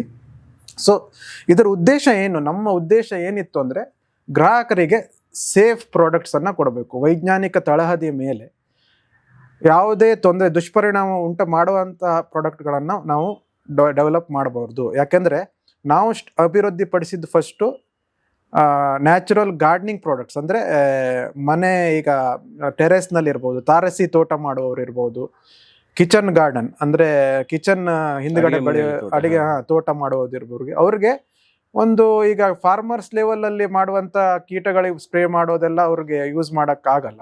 ಸೊ ನಾವು 10 ವಿವಿಧ ರೀತಿಯ ಪ್ಲಾಂಟ್ ಎಕ್ಸ್ಟ್ರಾಕ್ಟ್, ಅಂದ್ರೆ ಸಸ್ಯಗಳ ಎಕ್ಸ್ಟ್ರಾಕ್ಟ್ ಅಂದ್ರೆ ಸಿಂಪಲ್ ಹೇಳ್ಬೇಕಂದ್ರೆ ಕಷಾಯ ಕುದಿಸ್ಬಿಟ್ಟು ಅದರದ್ದು ರಸ ಇಂತಿಷ್ಟು ಪ್ರಮಾಣದಲ್ಲಿ ಮಾಡಿದಾಗ ಅದಕ್ಕೆ ಎಕ್ಸ್ಟ್ರಾಕ್ಟ್ ಅಂತ ಹೇಳ್ತೀವಿ. ಅದನ್ನ ಉಪಯೋಗಿಸ್ಬಿಟ್ಟು ಸಸ್ಯ ರಕ್ಷಕ್, ಅದರಲ್ಲಿ ನಾನು ನ್ಯಾನೋ ತಂತ್ರಜ್ಞಾನವನ್ನು ಉಪಯೋಗಿಸಿದೀವಿ. ಸಸ್ಯ ರಕ್ಷಕ್ ಅಂತ ಒಂದು ಮಾಡಿದ್ವಿ. ಅದನ್ನ ಸಿಂಪಡಣೆ ಮಾಡೋದ್ರಿಂದ ನೀವು ತರಕಾರಿ ಬೆಳೆಯೋದಿರ್ಬೋದು, ಯಾವುದೇ ಒಂದು ಬೆಳೆ ಬೆಳೆಯೋದ್ರಿಂದ ಅದರ ನೀವು ಸಿಂಪಡಣೆ ಮಾಡೋದ್ರಿಂದ ಯಾವುದೇ ಕೆಮಿಕಲ್, ರಾಸಾಯನಿಕಗಳು ಇರೋದಿಲ್ಲ ಅದರಲ್ಲಿ. ಸೊ ಹಾಗೆ ಅದನ್ನ ತೆಗೆಯೋದು ಸಸ್ಯದಿಂದನೇ, ಸಿಂಪಡಣೆ ಮಾಡೋದು ಸಸ್ಯಗಳ ಮೇಲೆನೆ. ಬಟ್ ಬೇರೆ ಇದರಲ್ಲಿ ತುಂಬಾ ಬೇರೆ ಬೇರೆ ಕೆಮಿಕಲ್ಸ್ಗಳಿರುತ್ತೆ, ಅಂದ್ರೆ ರಾಸಾಯನಿಕಗಳಿರುತ್ತೆ ಸ್ಪ್ರೇ ಕೀಟನಾಶಕಗಳಲ್ಲಿ. ಸೊ ಜನರಿಗೆ ಈಗ ಸೇಫ್ ಮತ್ತೆ ಸಸ್ಟೈನೇಬಲ್ ಈ ತರ ಪ್ರಾಡಕ್ಟ್ಸ್ ಬೇಕು, ಸುಸ್ಥಿರ ಮತ್ತು ಸೇಫ್ ಆಗಿರುವಂತ ಪ್ರಾಡಕ್ಟ್ಸ್ ಬೇಕು. ಸೊ ಆ ತರ ನಾವು ನೀಮ್ ಅಂದ್ರೆ ಬೇವಿನ ಎಣ್ಣೆಯಿಂದ ಕೆಲವೊಂದು ಉತ್ಪನ್ನ ಮಾಡಿದ್ವಿ. ಆಮೇಲೆ ಆಂಟಿ ಫಂಗಲ್ ಅಂದ್ರೆ ಈ ಶಿಲೀಂಧ್ರನಾಶಕಗಳನ್ನ ಸೇಫ್ ಆಗಿರುವಂತ ಇದರಿಂದ ಮಾಡಿದ್ವಿ. ಸೊ ನಾವು ಎಷ್ಟೋ ಅರ್ಬನ್ ಗಾರ್ಡನರ್ಸ್ ಅಂದ್ರೆ ನಗರ ಕೃಷಿಕರುಗಳನ್ನೇ ನಾವು ವರ್ಕ್ಶಾಪ್ ಮಾಡ್ತಿದ್ವಿ ಈ ಕೋವಿಡ್ಗಿಂತ ಮುಂಚೆ. ಒಂದು ವಾರದಲ್ಲಿ 20 ಜನರಿಗೆ ನಾವು ವರ್ಕ್ಶಾಪ್. ಆ ವರ್ಕ್ಶಾಪ್ ಅಂದ್ರೆ ಕಾರ್ಯಾಗಾರದಲ್ಲಿ ಏನಿರುತ್ತೆ ಅಂದ್ರೆ ಸ್ಟಾರ್ಟಿಂಗ್ ಫ್ರಮ್ ಬೀಜದ ಸಿಲೆಕ್ಷನ್ ಅಂದ್ರೆ ಸೀಡ್ ಸಿಲೆಕ್ಷನ್, ನಾವು ಹೇಗೆ ಯಾವ ರೀತಿ ಬೀಜವನ್ನು ತಗೋಬೇಕು, ಪಾಟಿಂಗ್ ಮಿಕ್ಸ್ ಹೆಂಗ್ ಮಾಡ್ಬೇಕು, ಪಾಟಿಂಗ್ ಮಿಕ್ಸ್ ಅಂದ್ರೆ ಬೆಳೆಯುವ ಒಂದು ಗೊಬ್ಬರ ಹೇಗ್ ಮಾಡ್ಬೇಕು, ಯಾವ ರೀತಿ ನಾಟಿ ಮಾಡ್ಬೇಕು, ಯಾವ ರೀತಿ ನೀರ್ ಹಾಕ್ಬೇಕು. ಈಗ ಮನೇಲಿ ನೀವೇ ಏನಾದ್ರೂ ಕೀಟನಾಶಕ ಮಾಡ್ಬೇಕು ಅಂದ್ರೆ ಯಾವ ತರ ಕ್ರಮ ಇದೆ, ನಿಮಗ್ ಮಾಡ್ಕೊಳಕ್ಕೆ ಟೈಮ್ ಇಲ್ಲ ಅಂದ್ರೆ ಯಾವ ರೀತಿ ಪ್ರಾಡಕ್ಟ್ಸ್ ಗಳನ್ನ ನೀವು ಬಳಸ್ಬೋದು, ಯಾವ ಟೈಮ್ ಅಲ್ಲಿ ಹಾರ್ವೆಸ್ಟ್ ಮಾಡ್ಬೇಕು ಅಂದ್ರೆ ನೀವು ಆ ಫಲವನ್ನು ನೀವು ತೆಗಿಬಹುದು, ಆಮೇಲೆ ಯಾವಾಗ ಸಿಂಪಡಣೆ ಮಾಡಬೇಕು. ಈ ತರ ಕಾರ್ಯಾಗಾರದಲ್ಲಿ ಒಂದು ಫುಲ್ ಡೇ ಅಂದ್ರೆ ಒಂದು ಪೂರ್ತಿ ಒಂದ್ ದಿವಸದ ಕಾರ್ಯಾಗಾರ ಡಾಕ್ಟರ್ ರಾಜೇಂದ್ರ ಹೆಗ್ಡೆ ಅವರು ಮಾಡ್ತಿದ್ವು. ಆ ಕಾಲದಲ್ಲಿ ಡಾಕ್ಟರ್ BN ವಿಶ್ವನಾಥ್ ಅಂತ he's pioneer in urban terrace gardening. ಎಷ್ಟೋ ಜನ ಒಂದು 45-50 ಸಾವಿರ ಜನರಿಗೆ ಪ್ರೇರಣೆ ನೀಡಿ ಒಂದು ಗುಂಪನ್ನು ಮಾಡಿದ್ವಿ. ಸೊ ಅವಾಗ ಊಟ ಫ್ರಾಮ್ ತೋಟ ಅಂತ ಒಂದು 3 ತಿಂಗಳಿಗೊಮ್ಮೆ ಬೆಂಗಳೂರಿನ ವಿವಿಧ ಭಾಗಗಳಲ್ಲಿ ಒಂದು ಎಲ್ಲ ಈ ರೀತಿ ಒಂದು ಸೇರುವ ಒಂದು ಅವಕಾಶ, ಅಲ್ಲಿ ನಾವು ಮಾರಾಟ ಕೂಡ ಮಾಡಬಹುದು. ಪ್ರೇರಣೆ ನೀಡಲಿಕ್ಕೆ ಊಟ ಫ್ರಾಮ್ ಯುವರ್ ತೋಟ, ನಿಮ್ಮ ಬೆಳೆಯನ್ನು ನೀವೇ ಬೆಳ್ಕೋಬಹುದು, ಹೇಗೆ ಮನೆ ಮೇಲೆ ಹೇಗೆ ಬೆಳಿಬಹುದು, ಆಮೇಲೆ ನಿಮ್ದು ಕಿಚನ್ ಗಾರ್ಡನ್ ಇದ್ರೆ, ನಿಮ್ಮ ಅಡುಗೆ ಮನೆ ಹಿಂದೆ ಜಾಗ ಇದ್ರೆ ಹೇಗೆ ಬೆಳಿಬಹುದು, ಬಾಲ್ಕನಿ ಇದ್ರೆ ಹೇಗೆ ಬೆಳಿಬಹುದು. ಈ ತರ ಬೆಳೆಯೋದು ಒಂದೇ ಅಲ್ಲ, ಆರ್ಗ್ಯಾನಿಕ್ ಆಗಿ ಆರ್ಗ್ಯಾನಿಕ್ ಫಾರ್ಮಿಂಗ್ ಹೇಗ್ ಮಾಡಬಹುದು ಅಂತ ಸಸ್ಯಗಳಿಂದ ತೆಗೆದಂತ ಕಷಾಯನ್ನ ಸಿಂಪಡಿಸಿ ಕೀಟನಾಶಕಗಳನ್ನು ಉಪಯೋಗಿಸಿ ಹಾಗೆ ಬೆಳೆಯೋದಕ್ಕೂ ನೀವು ಬೂಸ್ಟರ್ ನಾವು ಗೊಬ್ಬರ, ನೈಸರ್ಗಿಕ ಗೊಬ್ಬರ, ಎರೆಹುಳು ಗೊಬ್ಬರ, ಬೇವಿನ ಹಿಂಡಿ ಮತ್ತೆ ಹಸುವಿನ ಗೊಬ್ಬರ ಮಾಡಿ ನಾವು ಸಸ್ಯ ಪೋಷಕ ಅಂತಾನು ಮಾಡಿದ್ವಿ. ಸೊ ಇದು ನಮ್ಮ ಹಿನ್ನೆಲೆ. ನಾವು ಶುರು ಮಾಡಿದ್ದು ತಾರಸಿ ತೋಟ ಮತ್ತೆ ಸೇಫ್ ಗಾರ್ಡನಿಂಗ್ ಪ್ರಾಡಕ್ಟ್ಸ್. ಈಗ ಯಾವ ತೋಟಕ್ಕೆ ಬೇಕಾಗುವಂತ ಎಲ್ಲ ಉತ್ಪನ್ನಗಳನ್ನ ನಾವು ಶುರು ಮಾಡಿದ್ದು. ಈ ತರ ಕಾರ್ಯಾಗಾರ ಮಾಡುವಾಗ ನಮ್ಗೆ ಕೆಲವೊಂದು ಪ್ರಶ್ನೆ ಇತ್ತು. ನಾವು ಈ ಕಾವೇರಿ ವಾಟರ್, ಪೋರ್ಟೇಬಲ್ ವಾಟರನ್ನೇ ನಾವು ಪಾಟ್ಗೆಲ್ಲ ಯೂಸ್ ಮಾಡ್ತಾ ಇದ್ದೀವಿ, ಆದಷ್ಟು ನಾವು ಮರುಬಳಕೆ ಹೇಗೆ ಮಾಡೋದು. ಈಗ ನೀವು ಉದಾಹರಣೆಗೆ ವಾಷಿಂಗ್ ಮಷಿನ್ ಇಂದ ಬಂದ ನೀರನ್ನ ಹೇಗೆ ಮರುಬಳಕೆ ಮಾಡುವುದು, ಆಮೇಲೆ ಏನೋ ನೀವು ಪಾತ್ರೆ ತೊಳೆದ ನೀರನ್ನ ಮರುಬಳಕೆ ಮಾಡ್ಲಿಕ್ಕೆ ಆಗತ್ತಾ ಅಂತೆಲ್ಲ ಕ್ವಶನ್ಸ್ ಬರ್ತಾ ಇದ್ವಿ. ಆವಾಗ ವಿಜ್ಞಾನಿಗಳಾಗಿ ನಮ್ಮ ಕರ್ತವ್ಯ ಏನು, ಅದ್ರ ಬಗ್ಗೆ ನಾವು ಮತ್ತೆ ಸಂಶೋಧನೆ ಮಾಡೋದು. ಪ್ರಚಲಿತ ಈಗ ಇರುವಂತ ಉತ್ಪನ್ನಗಳಲ್ಲಿ ಈ ಮಾರ್ಜಿಕಗಳಿರ್ಬೋದು, ಡಿಟರ್ಜೆಂಟ್ಗಳಿರ್ಬೋದು, ಡಿಶ್ ವಾಶ್ ಜೆಲ್ಗಳಿರ್ಬೋದು, ಅಥವಾ ಫ್ಲೋರ್ ಕ್ಲೀನರ್ಗಳಿರ್ಬೋದು, ಏನು ಕೆಮಿಕಲ್ಸ್ ಇದೆ ಅದನ್ನ ನಾವು ಡೀಟೇಲ್ ಆಗಿ ಸ್ಟಡಿ ಮಾಡಕ್ಕೆ ಶುರು ಮಾಡಿದ್ವಿ. ನೀವು ಕಾಮನ್ ಆಗಿ ನೋಡಬಹುದಾದ್ರೆ ಒಂದು 20-25 ಹಾನಿಕಾರಕ ಅಂಶಗಳು ಇರುತ್ತೆ. ನಾನು ಕೆಲವೊಂದಷ್ಟೇ ಹೆಸರುಗಳು ಹೇಳ್ತೀನಿ. ಸೀವೇಜ್ ವಾಟರ್ ಅಂತ ಹೇಳಿ ಅದಲ್ಲ, ಇದು ಗ್ರೇ ವಾಟರ್. ಸೊ ಬೂದು ನೀರು ಅಂದ್ರೆ ನಮ್ಮ ಮನೆಯ ಕಿಚನ್ ಇಂದ ಬಾತ್ರೂಮ್ ಇಂದ ಹೋಗುವ ನೀರಿಗೆ ಬೂದು ನೀರು ಅಂದ್ರೆ ಗ್ರೇ ವಾಟರ್ ಅಂತ ಕಂಟಾಮಿನೇಟೆಡ್ ಇರೋದು. ಸೀವೇಜ್ ವಾಟರ್ ನೀವು ಹೇಳಿರೋದು ನಮ್ಮ ಟಾಯ್ಲೆಟ್ ಗಳಿಂದ ಹೋಗಿರೋದು ಸೀವೇಜ್ ವಾಟರ್, ಅದು ಬ್ಲ್ಯಾಕ್ ಇರುತ್ತೆ. ಸೊ ಈಗ ಬೂದು ವಾಟರ್ನ ನಾವು ಆದಷ್ಟು ಮರುಬಳಕೆ ಮಾಡಬಹುದು. ಯಾವಾಗ ಈ ತರ ನಮ್ಮ ನೈಸರ್ಗಿಕ ಮಾರ್ಜಕಗಳು, ನೈಸರ್ಗಿಕ ಶುಚಿಕಾರಕಗಳನ್ನು ನಾವು ಯೂಸ್ ಮಾಡಿದ್ರೆ, ಬಳಕೆ ಮಾಡಿದ್ರೆ, ನಿಜವಾಗ್ಲೂ ನಾವು ಬೂದು ನೀರು ಅಂದ್ರೆ ಸೇಫ್ ಗ್ರೇ ವಾಟರ್, ನಾವು ವರ್ಕ್ ಮಾಡ್ತಿರೋದೇ ಉದ್ದೇಶನೇ ಸೇಫ್ ಗ್ರೇ ವಾಟರ್. ನಿಮ್ಮ ಮನೆ ಬಾತ್ರೂಮ್ ಬಚ್ಚಲ ಮನೆಯಿಂದ ಬರೋ ನೀರು, ನೀವು ಕೈ ತೊಳೆದ ನೀರು, ನೀವು ಪಾತ್ರೆ ತೊಳೆದ ನೀರು ವಾತಾವರಣಕ್ಕೆ ಏನು ಹಾನಿಕಾರಕ ಮಾಡಬಾರ್ದು ಅಂತ ಉದ್ದೇಶದಿಂದ ಈ ಪ್ರಾಡಕ್ಟ್ಸ್ಗಳನ್ನು ನಾವು ಸಂಶೋಧನೆ ಶುರು ಮಾಡಿದ್ವಿ. ನೀವು ನೋಡಿದ್ರೆ ಈಗ ರಾಸಾಯನಿಕಗಳು ಏನೇನಿರುತ್ತೆ, ಮುಖ್ಯವಾಗಿ ಸಲ್ಫೇಟ್ಗಳು, ಫಾಸ್ಫೇಟ್ಗಳು. ಸಲ್ಫೇಟ್ಗಳಲ್ಲಿ ಸೋಡಿಯಂ ಲಾರಿಲ್ ಸಲ್ಫೇಟ್ ಇರ್ಬೋದು, ಸೋಡಿಯಂ ಲಾರಿಲ್ ಈಥರ್ ಸಲ್ಫೇಟ್ ಇರ್ಬೋದು, ಇದೆಲ್ಲ ನೊರೆ ಬರಲಿಕ್ಕೆ ಕ್ಲೀನಿಂಗ್ಗೆ ಯೂಸ್ ಮಾಡ್ತಾರೆ. ಅದೇ ರೀತಿ ಫಾಸ್ಫೇಟ್ಗಳು ಗಡುಸು ನೀರನ್ನು ಮೃದು ಮಾಡಲಿಕ್ಕೆ ಉಪಯೋಗಿಸ್ತಾರೆ. ಅದೇ ರೀತಿ ಎಷ್ಟೊಂದು ಬಂದ್ಬಿಟ್ಟಿದೆ ಈಗ, ಪಾಲಿಫಿನಾಲ್ಸ್ ಇರ್ಬೋದು, ಟ್ರೈಕ್ಲೋಸಾನ್ ಇರ್ಬೋದು, ನೀವು ಲೀಸ್ಟ್ ಮಾಡ್ತಾ ಹೋದ್ರೆ ಅರ್ಥ ಆಗಲ್ಲ, ಅಷ್ಟೊಂದು ಇದಿದೆ. ಸೊ ನಾವು ಇದನ್ನ ರಿಸರ್ಚ್ ಮಾಡಿದಾಗ ನಮ್ಗೆ ಸೈಂಟಿಸ್ಟ್ ಆಗಿ ನಮ್ಗೆ ಅರ್ಥ ಆಗತ್ತೆ ಏನಪ್ಪ ಇದು ಅಂತ ದುಷ್ಪರಿಣಾಮಗಳು ಬೇರೆ ಏನು ಬೇರೆ ಅಂದ್ರೆ ತರ ಏನು ಇರ್ತವೆ. ಇದು ದುಷ್ಪರಿಣಾಮ ಅಂದ್ರೆ ಏನಂದ್ರೆ ಒಂದೇ ಸತಿ ನಿಮ್ಗೇನು ಕ್ಯಾನ್ಸರ್ ಬರೋದಿಲ್ಲ ಅಥವಾ ಇದಾಗಲ್ಲ. ನೀವು ನಿಧಾನ ಬಳಕೆ ಮಾಡಿ ಮಾಡಿ ಈಗ ಎಷ್ಟೊಂದು ಎಲರ್ಜಿಗಳಿರ್ಬೋದು, ಎಕ್ಸೇಮಾ ಅಂತ ಆಗತ್ತೆ, ಇವಾಗ ಕೆಂಪು itching, ಅದರಿಂದ ಹಾ, ಅದೆಲ್ಲ ಹಾ, ಇಚ್ಚಿಂಗ್ ಹಾ. ಆಗೋದು, ಅದೆಲ್ಲ ಈ ಈ ತರ chemicals ರಾಸಾಯನಿಕಗಳಿಂದನೇ ಆಗ್ತಾ ಇರೋದು. ಹ್ಮ್. ಆಮೇಲೆ ಥ್ಯಾಲೇಟ್ಸ್ ಅಂತ ಅದೇ ಸ್ಮೆಲ್ ಬರ್ಲಿಕ್ಕೆ ಹಾಕ್ತಾರೆ, ಅದರಿಂದನೂ ಹಾರ್ಮೋನ್ ಡಿಸ್ಟ್ರಪ್ಷನ್ ಆಗ್ತಾ ಇದೆ. ಎಷ್ಟೋ ಮಕ್ಕಳಲ್ಲಿ ಈಗ ಹೆಣ್ಣು ಮಕ್ಕಳಲ್ಲಿ ಬೇಗ ಋತುಮತಿಯರಾಗ್ತಾ ಇದ್ದಾರೆ. ಇದೆಲ್ಲ ಕಾರಣಗಳು ಹುಡುಕ್ತಾ ಹೋದ್ರೆ ಮೂಲ ಈ ತರ ರಾಸಾಯನಿಕಗಳಿಂದ ಆಗ್ತಾ ಇದೆ. ಸೊ ವಿಜ್ಞಾನಿಗಳು, ನಾವೆಲ್ಲ ವಿಜ್ಞಾನಿಗಳು, ನಾವು ಫೌಂಡರ್ಸ್, ನಾವು ಈಗ ಸಂಸ್ಥೆಗಳು, ಏನು ನಮ್ದು ಕರ್ತವ್ಯ, ಇದಕ್ಕೆ ಅಲ್ಟರ್ನೇಟಿವ್ ಏನು, ಇದಕ್ಕೆ ನಾವು ಹೇಗೆ ಬೇರೆ ನಾವು ಒಂದು ಮಾಡ್ಬೋದು ಅಂತ ವಿಚಾರ ಮಾಡಿದಾಗ, ಪ್ರಮೋದ್ ಅವರ ನೀವು ವಿಚಾರ ಮಾಡಿ, ನಾವು ಕೊಲೊನೈಸೇಷನ್ ಅಂದ್ರೆ ಈ ಬ್ರಿಟಿಷರು ಅಥವಾ ಬೇರೆ ಇವ್ರು ಬರೋಕ್ಕಿಂತ ಮೊದಲು ನಮ್ಮ ಪೂರ್ವಜರು ಏನು ಯೂಸ್ ಮಾಡ್ತಾ ಇರ್ಬೋದು, ನಮ್ಮ ತ್ವಚೆ ಹಲ್ ತಿಕ್ಲಿಕ್ಕೆ ಬೇವಿನ ಕಡ್ಡಿ, ಹಲ್ ತಿಕ್ಲಿಕ್ಕೆ ಬೇವಿನ ಕಡ್ಡಿ, ಇದಕ್ಕೆ ಈ ಕೆಲವು ಸಲ ಮಣ್ಣನ್ನೇ ಸರ್ ಉಪಯೋಗಿಸ್ಕೊಂಡ್ಬಿಡ್ತಾರೆ. ನಾನು ಹೇಳ್ತೀನಿ ನಿಮ್ಗೆ, ಹಾ, ಅಂಟುವಾಳಕಾಯಿ, ಹಾ. ಸೀಗೆಕಾಯಿ, ನೀವು ಹೇಳ್ದಂಗೆ ಮಣ್ಣು ಉತ್ತರ ಭಾರತದಲ್ಲಿ ಉಬ್ತನ್ ಅಂತ ಮಾಡ್ತಾರೆ. ಹಾ, ಈ ಉಪ್ತಾನ, ಮುಲ್ತಾನಿ ಹೌದು, ಮಿಟ್ಟಿ, ಹೌದು, ಈಗ ಹೌದು, ಹೆಸರು ಮುಲ್ತಾನಿ. ಮುಲ್ತಾನಿ ಮಿಟ್ಟಿ, ಬಟ್ ಆ ಮಿಟ್ಟಿ ಅಂದ್ರೆ ಆ ಮಣ್ಣು ಮಿಟ್ಟಿ ಅದು, ಏನಿರತ್ತಲ್ಲ, ಹ್ಮ್. ಅದಕ್ಕೆ ಬೇರೆ ಬೇರೆ ಹರ್ಬ್ಸ್ ಗಳನ್ನ ಅಂದ್ರೆ ಒಳ್ಳೆಯ ಒಂದು ಸಸ್ಯಗಳನ್ನ ಹಾಕಿ ಉಬ್ತನ್ ಅಂತ ಮಾಡ್ತಿದ್ರು. ಅದನ್ನ ಸ್ನಾನಕ್ಕಿಂತ ಮೊದಲು ಚೆನ್ನಾಗಿ ಮೈಗೆಲ್ಲ ಹಚ್ಕೊಂಡು ಸ್ನಾನ ಮಾಡ್ತಿದ್ರು, ತ್ವಚೆಯ ಕಾಂತಿ ಅದು ಹೆಚ್ಚು ಮಾಡ್ತಿತ್ತು. ಆಮೇಲೆ ನಮ್ ಕಡೆ ಅಂದ್ರೆ ಕರಾವಳಿ, ಮಲೆನಾಡು ಕಡೆ ಅಂಟುವಾಳಕಾಯನ್ನ ತಲೆಗೆ ಆಮೇಲೆ ಮೈಗೆ ಯೂಸ್, ಅದನ್ನೇ ಈಗಲೂ ನಮ್ಮ ಹೌದು, ಅಜ್ಜಿ ಹೌದು, ಅಂಟುವಾಳಕಾಯನ್ನೇ ಯೂಸ್ ಅಂಟುವಾಳಕಾಯಿ. ಮಾಡೋದು. ಸೊ ಆಮೇಲೆ ಶೀಗೆಕಾಯಿ, ಈ ಕಡೆ ಮೈಸೂರು ಪ್ರಾಂತ್ಯದಲ್ಲಿ ಮತ್ತೆ ಬೆಂಗಳೂರಲ್ಲೆಲ್ಲ ಶೀಗೆಕಾಯಿಲಿ ಅಂಟುವಾಳಕಾಯಿ ಹೋಯ್ತು, ಶಾಂಪೂ ಬಂತು. ಹಾ ಮುಲ್ತಾನಿ ಮಿಟ್ಟಿ ಹೋಯ್ತು, ಸೋಪು ಬಂತು. ಸೊ ಇದೇ ತರ ನಾವು ವಿಚಾರ ಮಾಡಿದಾಗ ಒಂದು 1910 ಮೊದಲೆಲ್ಲ ಇದನ್ನೇ ಯೂಸ್ ಮಾಡ್ತಿದ್ದು. ಸೊ ಇದು ಪ್ರಕೃತಿ ನಮಗೆ ಕೊಟ್ಟ ಕೊಡುಗೆ. ಪ್ರಕೃತಿ ಎಷ್ಟೊಂದು ನಮಗೆ ಎಲ್ಲದಕ್ಕೂ, ನೀವು ಹೇಳ್ದಂಗೆ ಪೇಸ್ಟ್ ಬದಲು ನಮ್ಗೆ ಬೇವಿನ ಕಡ್ಡಿ ಕೊಟ್ಟಿದೆ. ಹೌದು. ಇವನ್ ಕೆಲವರು ಇದ್ಲು ಯೂಸ್ ಮಾಡ್ತಾರೆ, ಇದ್ಲು ಹೌದು, ಇವಾಗ ಅದೇ ಹೌದು. ಮತ್ತೆ ಬರ್ತಾ ಇದೆ ಹೌದು. With charcoal. ಹೌದೌದು, ನಿಮ್ಮ ಟೂತ್ ಪೇಸ್ಟ್ ನಲ್ಲಿ ಚಾರ್ಕೋಲ್ ಇದೆಯಾ? ಆ ತರ ಈಗ ಮತ್ತೆ ಬರ್ತಾ ಇದೆ. ಹೌದು.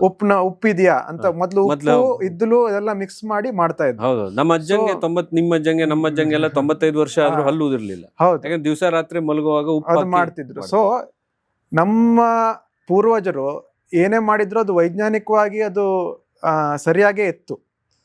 ಆಮೇಲೆ ಎಷ್ಟೊಂದು ಈಗ ಅಂಟುವಾಳಕಾಯಿ ಇಟ್ಸ್ ಅ ಸಸ್ಟೈನೇಬಲ್. ನೀವು ಅದು ಮತ್ತೆ ನಾವು ಕಾಯನ್ನು ತಗೋತಾ ಇದೀವಿ, ಮರ ಕಟ್ ಮಾಡ್ತಾ ಇಲ್ಲ, ಮತ್ತೆ ಬರುತ್ತೆ ಅದು. ಅದನ್ನೇ ಸುಸ್ಥಿರ ಅಂದ್ರೆ ಏನು, ಸಸ್ಟೈನೇಬಲ್ ಬರೋದನ್ನ ತಗೊಂಡು ಅದನ್ನ ಪ್ರಿಸರ್ವ್ ಮಾಡಿ ಅದನ್ನ ಯೂಸ್ ಮಾಡ್ತಾ ಇದ್ರು.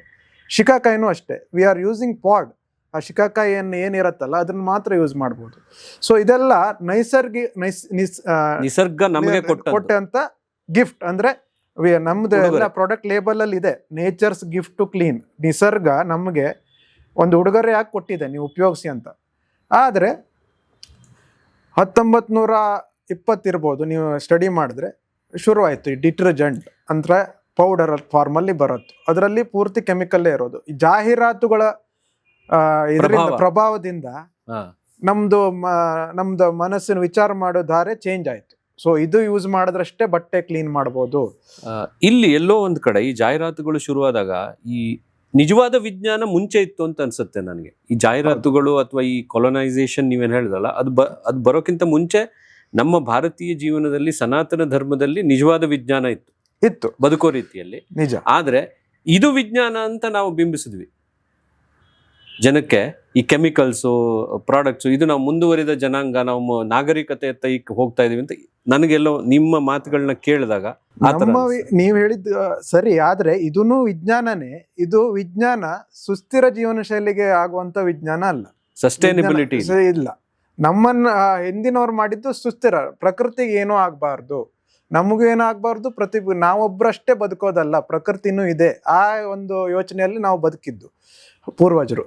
ಆಮೇಲೆ ಬಂದಿದ್ದು ಸ್ವಲ್ಪ ಕ್ಷಿಪ್ರ, ಬೇಗ ಬಟ್ಟೆ ವಾಶ್ ಮಾಡ್ಬೇಕು ಅಂದ್ರೆ ಬೇಗ ಮುಗಿಬೇಕು, ಬೇಗ ಸೋಪು ಸ್ನಾನ ಮಾಡ್ಕೊಂಡು ಹೋಗ್ಬೇಕು, ಆ ಥರ ಸ್ವಲ್ಪ ಜೀವನ ಶೈಲಿ ಬದಲಾವಣೆ ಆಯಿತು. ಸೊ ಈಗ ಜನರಿಗೆ ಅದು ಮನವರಿಕೆ ಆಗ್ತಾ ಇದೆ. ಯಾವಾಗ ನಮಗೆ ಬೇರೆ ಬೇರೆ ಚಿಕ್ಕ ವಯಸ್ಸಿನಲ್ಲೇ ಕ್ಯಾನ್ಸರ್ ಆಗೋದು, ಆಮೇಲೆ ಏನೋ ಒಂದು ಜಾಸ್ತಿ ಆಗ್ತದೆ. ಈಗ ನಾನೀಗ ಹೇಳ್ತಾ ಇರೋದು ಬರೀ ಸೌಂದರ್ಯವರ್ಧಕಗಳು ಮತ್ತೆ ಕ್ಲೀನರ್ಸ್ ಅಂದ್ರೆ ಶುಚಿಕಾರಕಗಳು. ಇನ್ನು ನಾವು ನಮ್ಮ ಫುಡ್ ಇದಕ್ಕೆ ಹೋದ್ರಂತೂ ನಿಮ್ಗೆ ಗೊತ್ತು ಎಷ್ಟೊಂದು, ಅದೊಂದು ಬೇರೆನೆ ಟಾಪಿಕ್ ಮಾಡ್ಬೋದು ನೀವು. ಎಷ್ಟೊಂದು ನಾವು ಅಡಲ್ಟ್ರೇಟೆಡ್ ಫುಡ್ ಅನ್ನ ನಾವು ಸೇವಿಸ್ತಾ ಇದ್ದೀವಿ. ಸೊ ನಮ್ಮ ಪೂರ್ವಜರು ಅವ್ರದ್ದು ಆಹಾರ ಕೂಡ ಸಾತ್ವಿಕ ಆಹಾರ ಇತ್ತು. ಆಮೇಲೆ ಬಳಕೆ ಮಾಡುವಂತ ಎಲ್ಲಾ ಪದಾರ್ಥಗಳನ್ನು ಕಲುಷಿತ ಆಗಿರ್ಲಿಲ್ಲ. ಆಮೇಲೆ ಯಾವಾಗ ನಮ್ಮ ಜೀವನ ಶೈಲಿಯಲ್ಲಿ ಬದಲಾಕೊಂಡು ಆವಾಗ ಪ್ಲಾಸ್ಟಿಕ್ ಇರ್ಲಿಲ್ಲ. ಇವಾಗ ನೀವು ನೋಡಿದ್ರೆ ಎಲ್ಲಾ ಕಡೆ ಪ್ಲಾಸ್ಟಿಕ್ ಇದೆ. ಸೊ ನಾನು ಯಾಕೆ ಇದಿಷ್ಟನ್ನು ಹೇಳ್ತಾ ಇದ್ದೀನಿ ಅಂದ್ರೆ, ನಮ್ಮ ಸಂಸ್ಥೆ, ನಾವು biological research innovation centre and solution, short formal BRICS bio ಅಂತ ಏನಿದೆಯಲ್ಲ, ನೀವು ಇಷ್ಟೆಲ್ಲ ಕಷ್ಟಪಡೋ ಬದಲು ಆರಾಮಾಗಿ ಮಲ್ಟಿನ್ಯಾಷನಲ್ ಕಂಪ್ನಿ ನಿಮ್ಗೆ ಒಳ್ಳೆ ಕೆಲಸ ಇತ್ತು, ಹೌದು, ಇಲ್ಲ ನಿಮ್ಗೆ ಯೂನಿವರ್ಸಿಟಿ ಯಾವ್ದಾದ್ರು ಫಾರಿನ್ ಯೂನಿವರ್ಸಿಟಿಲಿ ನೀವು ಆರಾಮಾಗಿ ಒಬ್ಬ ಪ್ರೊಫೆಸರ್ ಆಗಿರ್ಬೋದಾಗಿತ್ತು, ಒಳ್ಳೆ ಹ್ಯಾಂಡ್ಸಮ್ ಸ್ಯಾಲ್ರಿ, ಹೌದು, ಒಳ್ಳೆ ಅವಕಾಶ ಇತ್ತು. ನನಗೂ ಕೂಡ ನಾರ್ವೆಯಲ್ಲಿ ಪೋಸ್ಟ್ ಡಾಕ್ಟರಲ್ ಫೆಲೋ ಅಂತ ಸೆಲೆಕ್ಷನ್ ಆಗಿತ್ತು. ನಾನು ಹೋಗಿಲ್ಲ. ನಾನು ಮೊದಲೇ ಹೇಳಿದಂತೆ ಏನಾದರೂ ಒಂದು ಮಾಡಬೇಕು ನಮ್ಮ ಸಮಾಜಕ್ಕೆ. ಆಮೇಲೆ ನಾನು ಬೇರೆಯವ್ರಕ್ಕಿಂತ ಏನಾದರೂ ವಿಭಿನ್ನ ಆಗಿರಬೇಕು ಅಂತ ಒಂದು ನನ್ನ ಉದ್ದೇಶ ಇತ್ತು. ಅಫ್ಕೋರ್ಸ್ ಚಾಲೆಂಜಸ್ ಇರುತ್ತೆ, ಏನು ಒಂದೇ ದಿವಸದಲ್ಲಿ ನಾವು ಸಾಧನೆ ಮಾಡೋಕ್ಕಾಗಲ್ಲ. ಅದಕ್ಕೆ ನಮಗೆ ನಮ್ಮ ಫ್ಯಾಮಿಲಿ ಅಂದರೆ ನನ್ನ ಹೆಂಡತಿ ಮತ್ತು ಅವರ ಸಪೋರ್ಟ್ ಕೂಡ ಅವ್ರದ್ದು ಇದ್ದಿದ್ರಿಂದ ಈ ಒಂದು, ಈಗ ಯಾವುದೇ ಒಂದು ಉದ್ಯಮ ಮಾಡಬೇಕಾದ್ರೆ ಬರೀ ಒಬ್ಬನ ಹತ್ರ ಮಾಡೋಕ್ಕಾಗಲ್ಲ.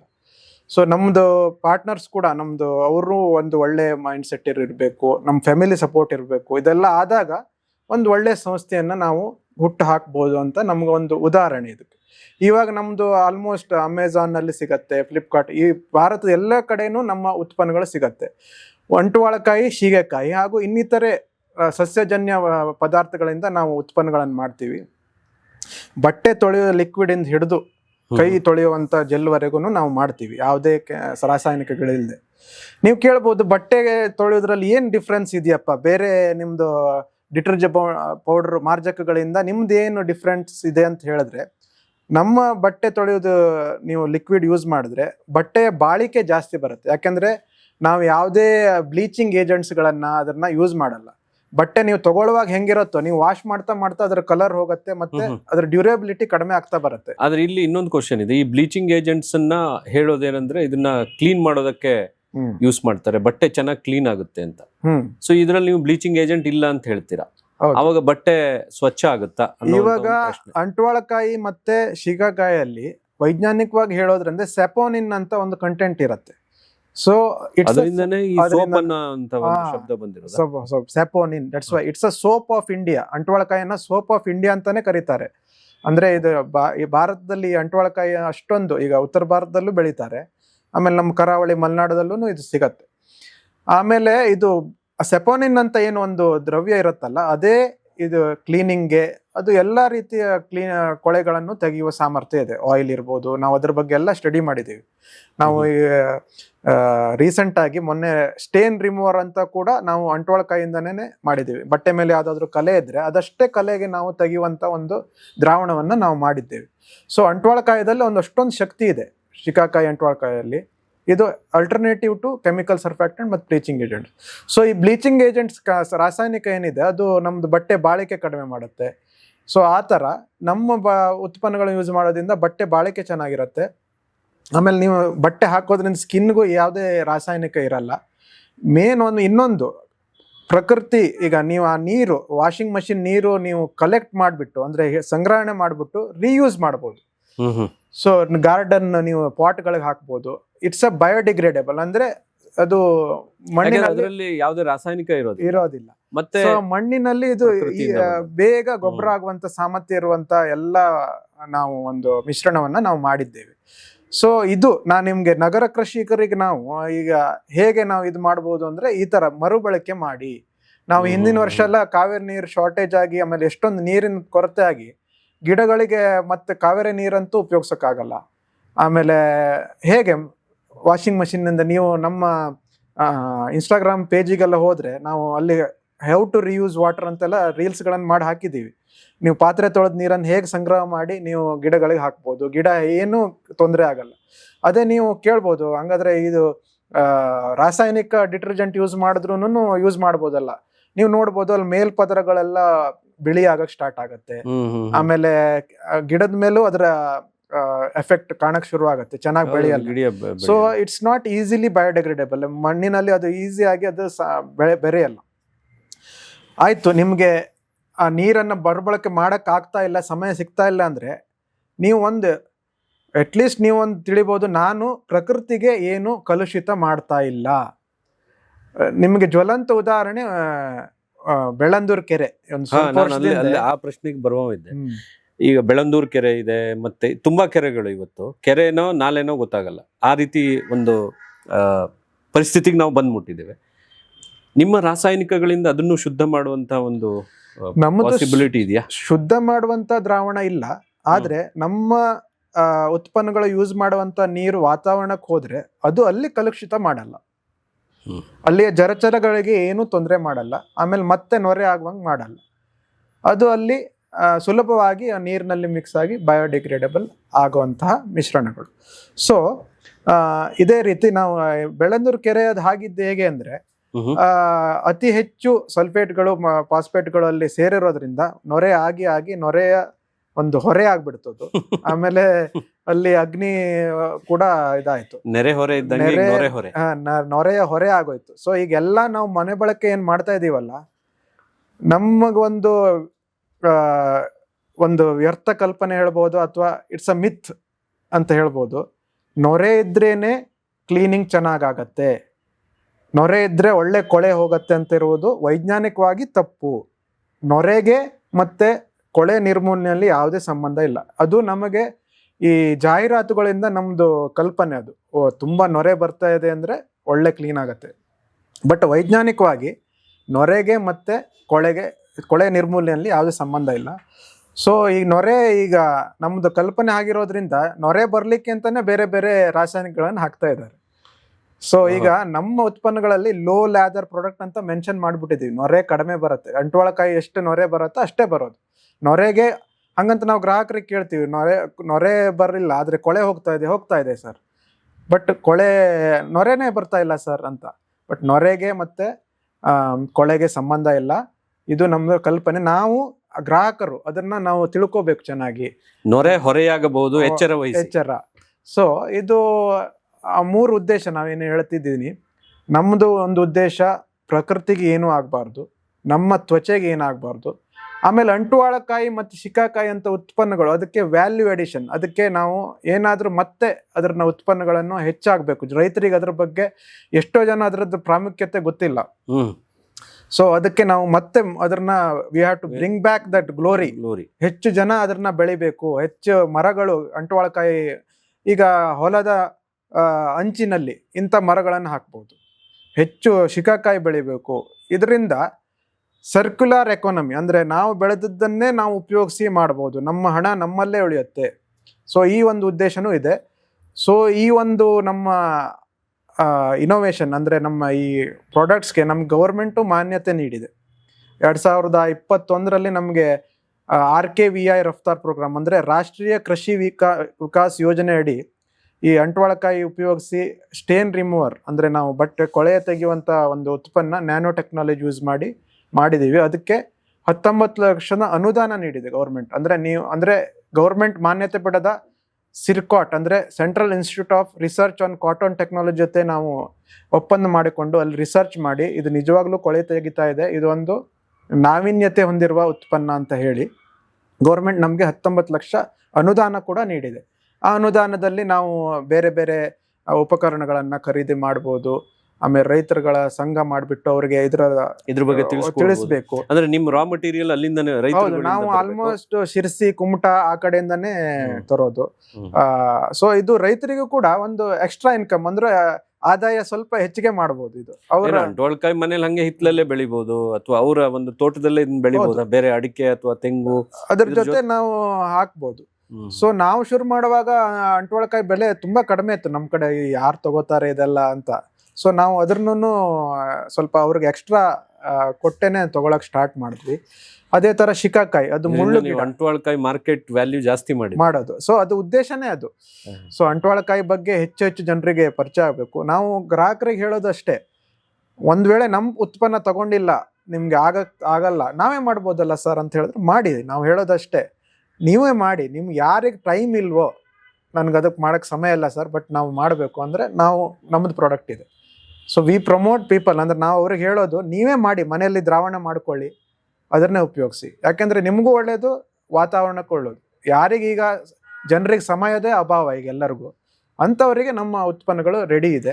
ಶಾಂಪೂ ಮತ್ತು ಸೋಪು ಮಾಡ್ತಾ ಇದ್ದೀರಾ ನೀವು ದಿನ ಬಳಕೆಗೆ? ನಾವು ಶಾಂಪೂ ಮಾಡ್ತಾ ಇದ್ದೀವಿ, ಹ್ಯಾಂಡ್ ವಾಶ್ ಮಾಡ್ತಾ ಇದ್ದೀವಿ, ಬಾಡಿ ವಾಶ್ ಅಂತ ಮಾಡಿದ್ದೀವಿ.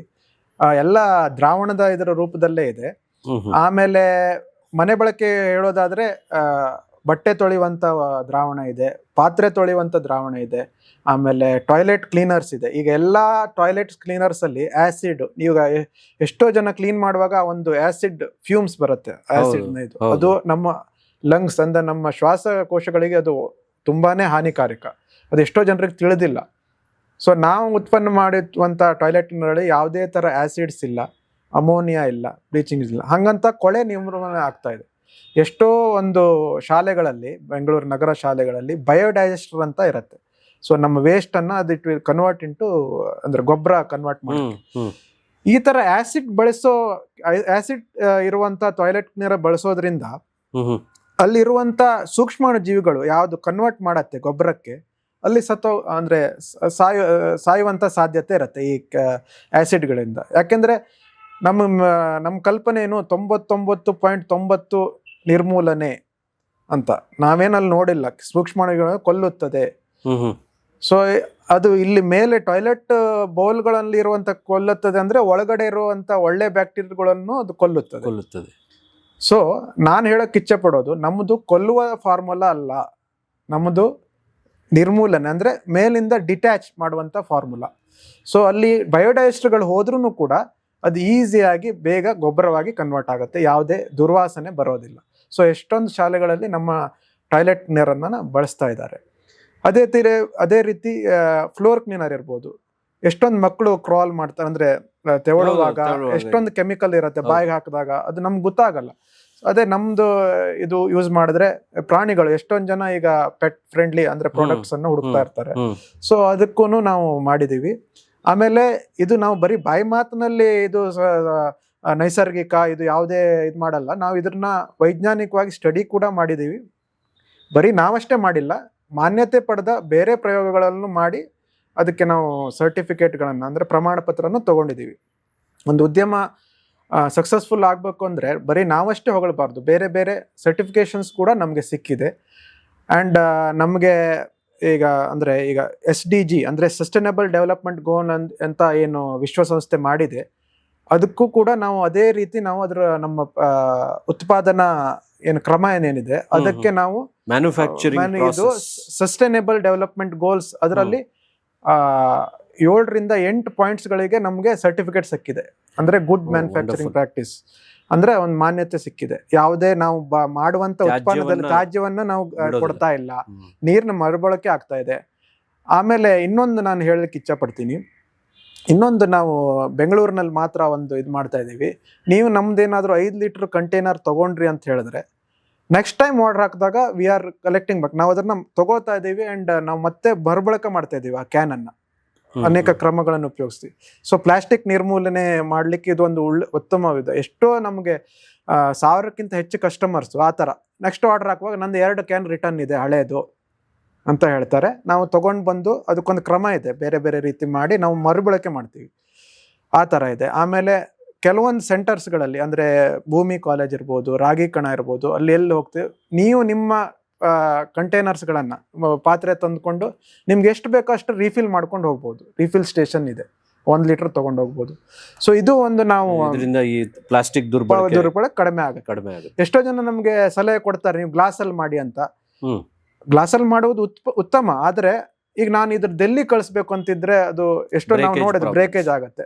ಈಗ ನಾವು ಸಂಸ್ಥೆನೂ ಇರಬೇಕು, ಆಮೇಲೆ ಒಳ್ಳೆ ಪ್ರಾಡಕ್ಟ್ಸು ಗ್ರಾಹಕರಿಗೆ ಹೋಗುವಾಗ ಈ ತರ ನಾವು ಮರುಬಳಕೆ ಮಾಡುವಂತ ಪ್ಲಾಸ್ಟಿಕ್ಗಳಲ್ಲಿ ಮಾಡ್ತಾ ಇದೀವಿ. ಬಟ್ ಈ ತರನು ನಾವು ಹೇಳ್ತಾ ಇದೀವಿ, ನೀವೇ ತಗೊಬನ್ನಿ, ತುಂಬ್ಕೊಂಡು ಹೋಗಿ, ನಮ್ಮ ಫ್ಯಾಕ್ಟ್ರಿ ಬಂದು ರೀಫಿಲ್ ಮಾಡ್ಕೊಂಡು ಹೋಗ್ಬೋದು.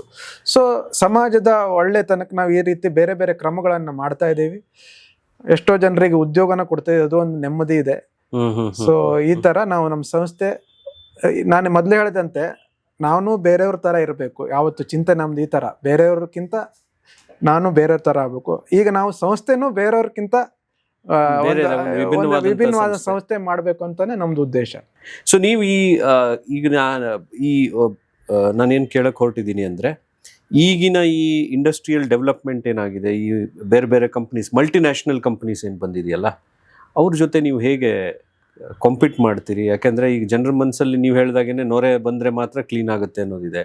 ತುಂಬ ಹೆವಿ ಅಡ್ವರ್ಟೈಸ್ಮೆಂಟ್ಸ್ಗಳು ಬರುತ್ತೆ, ಜನರ ಮನಸ್ಸಲ್ಲಿ ಒಂದು ಗ್ಲಾಮರ್ ಬರುತ್ತೆ, ಜನಕ್ಕೆ ಇದನ್ನು ನಾನು ಯೂಸ್ ಮಾಡಬೇಕು, ಇದು ಯೂಸ್ ಮಾಡಿದ್ರೆ they identify themself with those brands. Correct. ಈಗ ಮೊದಲನೇದಾಗಿ ನಾ ಹೇಳ್ಬೇಕಂದ್ರೆ ನಾವು ಅವ್ರ ಜೊತೆ ಕಾಂಪಿಟೇಷನ್ ಆಗುವಷ್ಟು ಇನ್ನೂ ನಾವು ಅಷ್ಟೊಂದು ಬೆಳೆದಿಲ್ಲ. ಆದ್ರೆ ನಮ್ಮ ಗ್ರಾಹಕರು ಏನಿದ್ದಾರೆ ದೇ ಆರ್ ಆ ತರ ಗ್ರಾಹಕರನ್ನೇ ನಾವು ನೋಡ್ತಾ ಇದ್ದೀವಿ.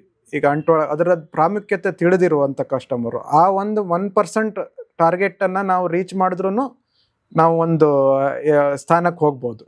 ಈಗ ಎಷ್ಟೋ ಜನಕ್ಕೆ ಇದು ಈಗ ಟಾಯ್ಲೆಟ್ನರ್ ಎಲ್ಲ ಯಾರು ನ್ಯಾಚುರಲ್ ಯೂಸ್ ಮಾಡ್ತಾರೆ ಸರ್, ನಮ್ಗೇನು ಉಪಯೋಗ ಅಂತ ನಾನು ಹೇಳಿದಾಗೆ, ಕ್ಲೀನ್ ಮಾಡುವಾಗ ಅದರಿಂದ ಬೇರೆ ಬೇರೆ ರೀತಿಯ ಹೊಗೆ ಬರುತ್ತೆ, ಅದು ಶ್ವಾಸಕೋಶಕ್ಕೆ ಇದು, ಆಮೇಲೆ ಅದು ಬಯೋಡೈಜೆಸ್ಟರ್ ಫ್ರೆಂಡ್ಲಿ ಇರಲ್ಲ. ಈ ಥರ ಮನವರಿಕೆ ಮಾಡಿಕೊಟ್ಟಾಗ ಯಾವಾಗ ತಗೋತಾರೋ ಕಸ್ಟಮರು, ಅವ್ರು ನಮಗೆ ನಿಜವಾದ ಗ್ರಾಹಕರು. ಯಾಕೆಂದರೆ ನೀವು ಹೇಳ್ದಂಗೆ ಈಗ ದೊಡ್ಡ ದೊಡ್ಡ ಕಂಪ್ನಿ ಜೊತೆ ನಾವು ಪ್ರೈಸ್ ಇರ್ಬೋದು, ಬ್ರ್ಯಾಂಡಿಂಗಲ್ಲಿ ಇರ್ಬೋದು, ನಾವು ಇನ್ನೂ ಬೆಳೀತಾ ಇರುವಂಥ ಕಂಪ್ನಿ. ಯಾವಾಗ ಈ ಥರ ರೆಸ್ಪಾನ್ಸಿಬಲ್ ಬಯರ್ಸ್, ಈ ಥರ ಗ್ರಾಹಕರ ಎಚ್ಚರ ಆಗ್ತಾವೋ, ನಮ್ಮಂಥ ಚಿಕ್ಕ ಕಂಪ್ನಿಗಳು, ಸಣ್ಣ ಮತ್ತು ಮಧ್ಯಮ ಕೈಗಾರಿಕೆಗಳಿಗೆ ಉತ್ತಮ ಅವಕಾಶ ಇದೆ. ನಾನು ಹೇಳೋದು ಇಂಥ ಹೆಚ್ಚೆಚ್ಚು ಕಂಪನಿಗಳು ಬರಬೇಕು, ನಮಗೆ ಹೆಚ್ಚೆಚ್ಚು ನೈಸರ್ಗಿಕ ಮೂಲವಾದಂಥ ಕಂಪನಿ ಬರಬೇಕು. ನಾಟ್ ಓನ್ಲಿ ಇದರಲ್ಲೂ ಅಷ್ಟೇ ಅಲ್ಲ, ಶುಚಿಕಾರಕಗಳ ಸೆಗ್ಮೆಂಟಲ್ಲಿ ಅಷ್ಟೇ ಅಲ್ಲ, ಫುಡ್ಡಲ್ಲಿ ಬರಬೇಕು, ಆಮೇಲೆ ಸಾಸ್ಗಳು, ಜಾಮ್ಗಳು, ಇದು ಭಾರಿ ಅವಶ್ಯಕತೆ ಇರುವಂಥ ಫೀಲ್ಡು. ಸೊ ನವ ಉದ್ಯಮಿಗಳು ಏನಾದರೂ ಮಾಡಬೇಕು ಅಂತಿದ್ರೆ ಈ ಥರ ಕ್ಷೇತ್ರ, ಅಂದರೆ ಸುಸ್ಥಿರ ಜೀವನ ಶೈಲಿ ಆಗುವಂಥ ಈಗ ಎಲ್ಲ ಗ್ರಾಹಕರುಗಳು ಹೆಚ್ಚಾಗ್ತಾ ಇದ್ದಾರೆ. ಯಾಕಂದರೆ ನಾವು ತುಂಬ ಸಂತೆಗಳಿಗೆ ಹೋಗ್ತೀವಿ, ಇವೆಂಟ್ಸ್ಗಳಿಗೆ ಹೋಗ್ತಾ ಇದ್ದೀವಿ, ಅಲ್ಲಿ ಈ ಥರ ಕೇಳ್ತಾ ಇದ್ದಾರೆ, ನಿಮ್ದು ಲೇಬಲ್ ಮೇಲೆ ಏನಿದೆ. ಗ್ರಾಹಕರುಗಳು ಹಿಂದಿನ ಲೇಬಲ್, ಅಂದರೆ ನಮ್ಮ ಪ್ರಾಡಕ್ಟ್ಸ್ ಲೇಬಲ್ಗಳನ್ನು ನೋಡೋಕ್ಕೆ ಸ್ಟಾರ್ಟ್ ಮಾಡಬೇಕು. ಎಷ್ಟೋ ಜನ ನೋಡೋದೇ ಇಲ್ಲ, ಏನಿದೆಯಪ್ಪ ಇದರಲ್ಲಿ ಹಿಂದ್ಗಡೆ. ಸೊ ಗ್ರಾಹಕರುಗಳು ಎಚ್ಚರ ಆಗ್ಬೇಕು ನಾವು. ಸೊ ನೋಡೋಕೆ ಶುರು ಮಾಡಬೇಕು ಏನು ಇದು ಅಂತ, ಆವಾಗ ಈ ಥರ ಇದು ಶುರುವಾಗುತ್ತೆ. ಎಲ್ಲ ಉತ್ಪನ್ನಗಳಿಗೂ ಅಲ್ಟರ್ನೇಟ್ ನೈಸರ್ಗಿಕವಾಗಿ ಮಾಡಲೇಬೇಕು. ಆದರೆ ಗ್ರಾಹಕರುಗಳಿಗೂ ಸ್ವಲ್ಪ ವಿಚಾರ ಮಾಡಬೇಕು. ಈಗ ಪ್ರಿಸರ್ವೇಟಿವ್ ಹಾಕಿರ್ತಾರೆ, ಹಾಕಿಲ್ಲ ಅಂದರೆ 1 ವಾರ ಹಾಳಾಗ್ತದೆ.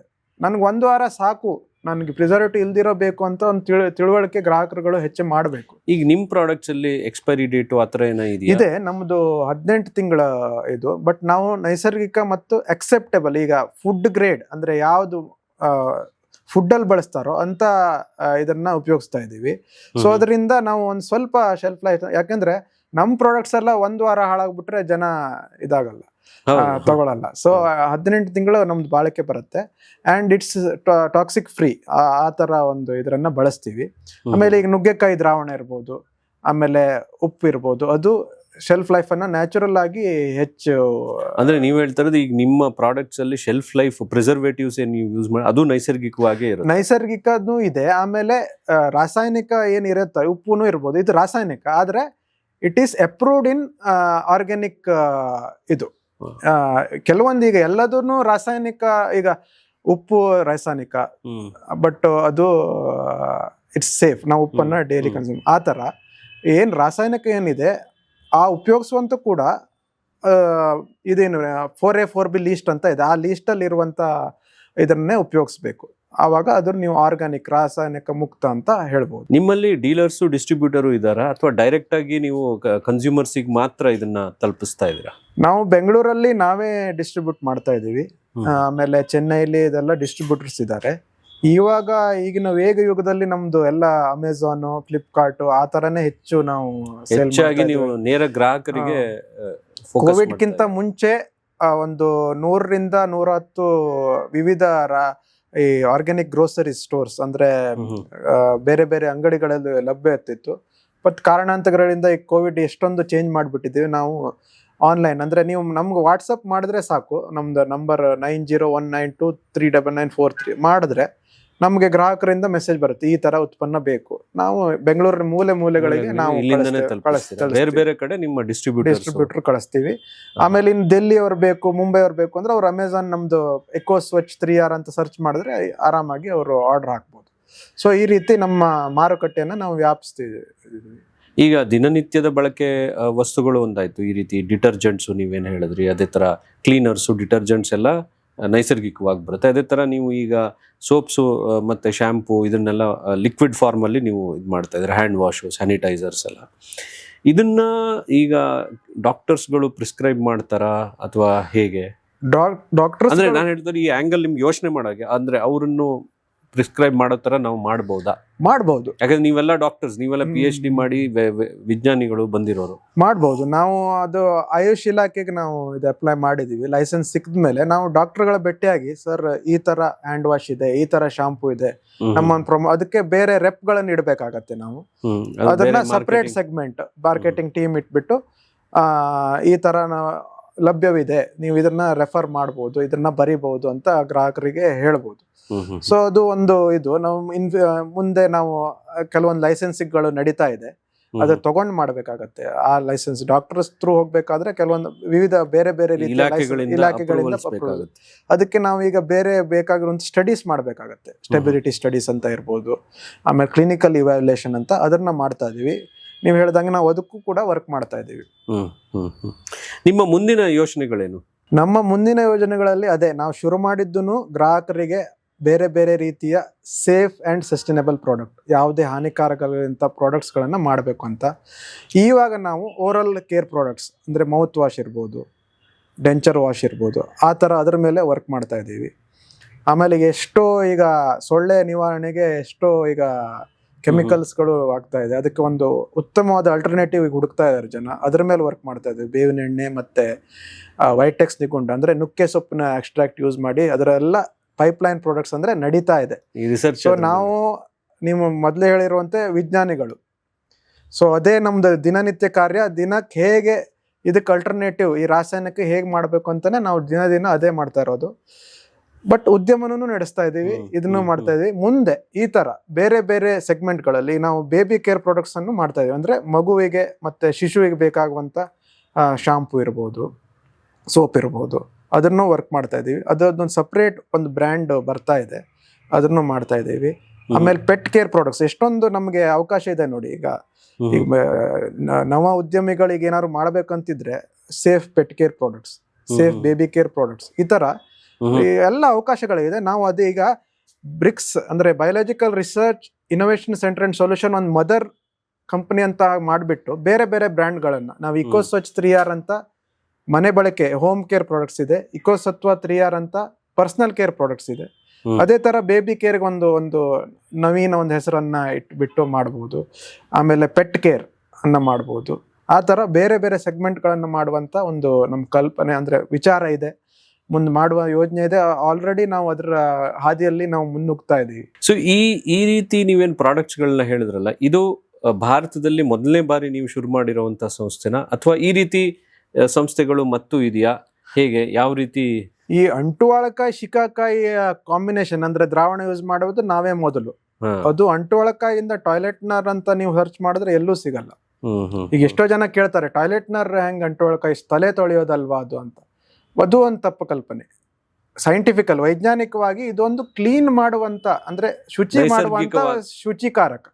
ನಮ್ಮ ಪೂರ್ವಜರು ತಲೆ ತೊಳಿಲಿಕ್ಕೆ ಮೈ ತೊಳಿಲಿಕ್ಕೆ ಯೂಸ್, ಬಟ್ ನೀವು ವೈಜ್ಞಾನಿಕವಾಗಿ ಥಿಂಕ್ ಮಾಡಿದ್ರೆ ಸ್ಯಾಪೋನಿನ್ ಅದು ಯಾವುದೇ ಕೊಳೆ ಇದ್ರೂ ನಿರ್ಮೂಲನೆ ಮಾಡುವಂತ ಇದಿದೆ. ಸೊ ಟಾಯ್ಲೆಟ್ನರ್ ಫಸ್ಟ್ ಟೈಮ್ ನಾವು ಮಾಡಿದ್ವಿ, ಫ್ಯಾಬ್ರಿಕ್ ವಾಶು ಆ ಥರ ಇದರಲ್ಲೆಲ್ಲ ನಾವು ಕ್ಲೇಮ್ ಮಾಡಿದ್ವಿ ಫಸ್ಟ್ ಟೈಮ್ ಇನ್ ಇಂಡಿಯಾ ಅಂತ. ನಾವು ಮೊಟ್ಟ ಮೊದಲ ಬಾರಿಗೆ ನಾವು ಟಾಯ್ಲೆಟ್ನರನ್ನು ಅಂಟುವಾಳಕಾಯಿ ಮತ್ತು ಶಿಕಾಕಾಯಿ ದ್ರಾವಣದಿಂದ ಮಾಡಿದ್ವಿ. ಕೆಲವೊಂದು ಉತ್ಪನ್ನಗಳಿದೆ ಹ್ಯಾಂಡ್ ವಾಶ್, ಬೇರೆ ಬೇರೆ ಬ್ರ್ಯಾಂಡ್ಸ್ ಇದೆ. ಬಟ್ ಈ ಥರ ಕಂಪ್ಲೀಟ್ ರೇಂಜ್ ನಮ್ದು ಉದ್ದೇಶನೇ ಅದೇ. ಯಾವುದೇ ನಿಮ್ಮ ಮನೆಯಿಂದ ಬರೋ ನೀರು ಕಲುಷಿತನೇ ಇರಬಾರ್ದು, ಸೇಫ್ ಗ್ರೇ ವಾಟರ್ ಪ್ರಾಕ್ಟೀಸ್ ಅಂತ ನಾವು ಮಾಡಿದ್ದು. ಅದೇ ಥರ ನಾವು ಬೇರೆ ಬೇರೆ ಸಂಸ್ಥೆಗಳ ಜೊತೆಗೆ ಅದಮ್ಯ ಚೇತನ ಇರ್ಬೋದು, ಅಲ್ಲೂ ಕೂಡ ನಾವು ಆವಾಗ ಭಾಗವಹಿಸ್ತೀವಿ. ಹಸಿರು ಜೀವನ ಶೈಲಿಯನ್ನ ನಾವು ಜನರಿಗೆ ತಿಳಿಸೋದು ಅಂದ್ರೆ ನೀವೇನೋ ಒಂದು ಕಾರ್ಯಕ್ರಮಕ್ಕೆ ಹೋಗುವಾಗ ನಿಮ್ಮದೇ ಆದಂತ ಒಂದು ಬಟ್ಟೆ, ಆಮೇಲೆ ಸ್ಟೀಲ್ ಗ್ಲಾಸು, ಒಂದು ಪ್ಲೇಟು ಇಟ್ಕೊಂಡು ಹೋಗುವಂಥದ್ದು ಒಂದು ಕ್ರಮವನ್ನ ಡಾಕ್ಟರ್ ತೇಜಸ್ವಿನಿ ಅನಂತಕುಮಾರ್ ಅವರು ಯಾವತ್ತೂ ಹೇಳ್ತಾರೆ. ಬಟ್ ಇಲ್ಲಿ ನಗರದಲ್ಲಿ ನಾವು ಅದಕ್ಕೆ ಹೆಚ್ಚಿನ ಜನರಿಗೆ ಅದ್ರ ಬಗ್ಗೆ ತಿಳಿಸ್ಬೇಕು ಅಂತಾನೆ ಈ ತರ ಬೇರೆ ಬೇರೆ ಅದಮ್ಯ ಚೇತನ ಸಂಸ್ಥೆ ಇರ್ಬೋದು, ಬೇರೆ ಸಂಸ್ಥೆಗಳ ಜೊತೆ ನಾವು ಈಗ ಫ್ರೀ ಟೈಮಲ್ಲಿ ಸಂಡೇ ಎಲ್ಲ ನಾವು ಆ ಥರ ಹೋಗಿ ಅದನ್ನು ಮಾಡ್ತಾ ಇದ್ದೀವಿ. ಆಮೇಲೆ ಆದಷ್ಟು ನಿಮ್ಮ ಏನು ಬಾಟ್ಲು ಇದನ್ನು ನೀವೇ ಕ್ಯಾರಿ ಮಾಡಿ, ಆಮೇಲೆ ಪ್ಲಾಸ್ಟಿಕ್ ಬಳಕೆಯನ್ನು ಕಡಿಮೆ ಮಾಡಿ, ಆಮೇಲೆ ಹೆಚ್ಚೆಚ್ಚು ಗಿಡ, ಗ್ರೀನ್ ಸಂಡೇ ಅಂತ ಏನಾಗುತ್ತೆ, ಗಿಡಗಳನ್ನು ನೆಡಬೇಕು. ಈ ತರ ಅಂಟ್ವಾಳಕಾಯಿ ಗಿಡ ನೆಡಿ, ಎಲ್ಲಿ ಜಾಗ ಎಂಟಿ ಇದೆಯೋ ಶಿಕಾಕಾಯಿ ಗಿಡ ನೆಡಿ ಅಂತ ನಾವು ಜನರಿಗೆ ತಿಳಿಸ್ತಾ ಇದ್ದೀವಿ.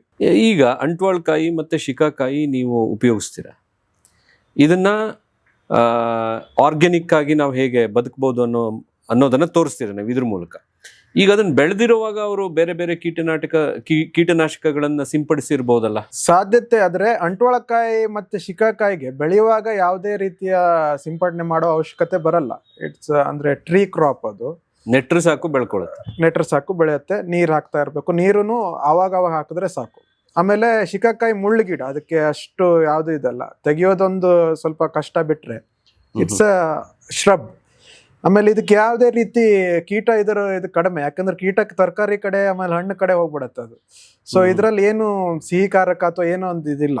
ಆದ್ರೆ ಅಂಟ್ವಾಳಕಾಯಿ ನಾವು ತೆಗೆದ ಮೇಲೆ ಅದನ್ನ ಸರಿಯಾದ ಕ್ರಮದಲ್ಲಿ ಒಣಗಿಸದೇ ಇದ್ರೆ ಈ ಶಿಲೀಂಧ್ರಗಳು ಅದ್ರ ಮೇಲೆ ಬೆಳೆಯುತ್ತೆ, ಬೂದು ರೋಗ ಆ ಥರ ಬರುತ್ತೆ.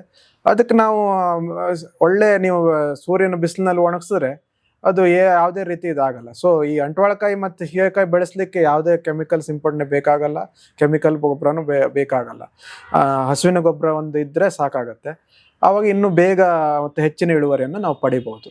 ತುಂಬ ಚೆನ್ನಾಗಿತ್ತು ಈ ನಮ್ಮ ಕನ್ವರ್ಸೇಷನ್.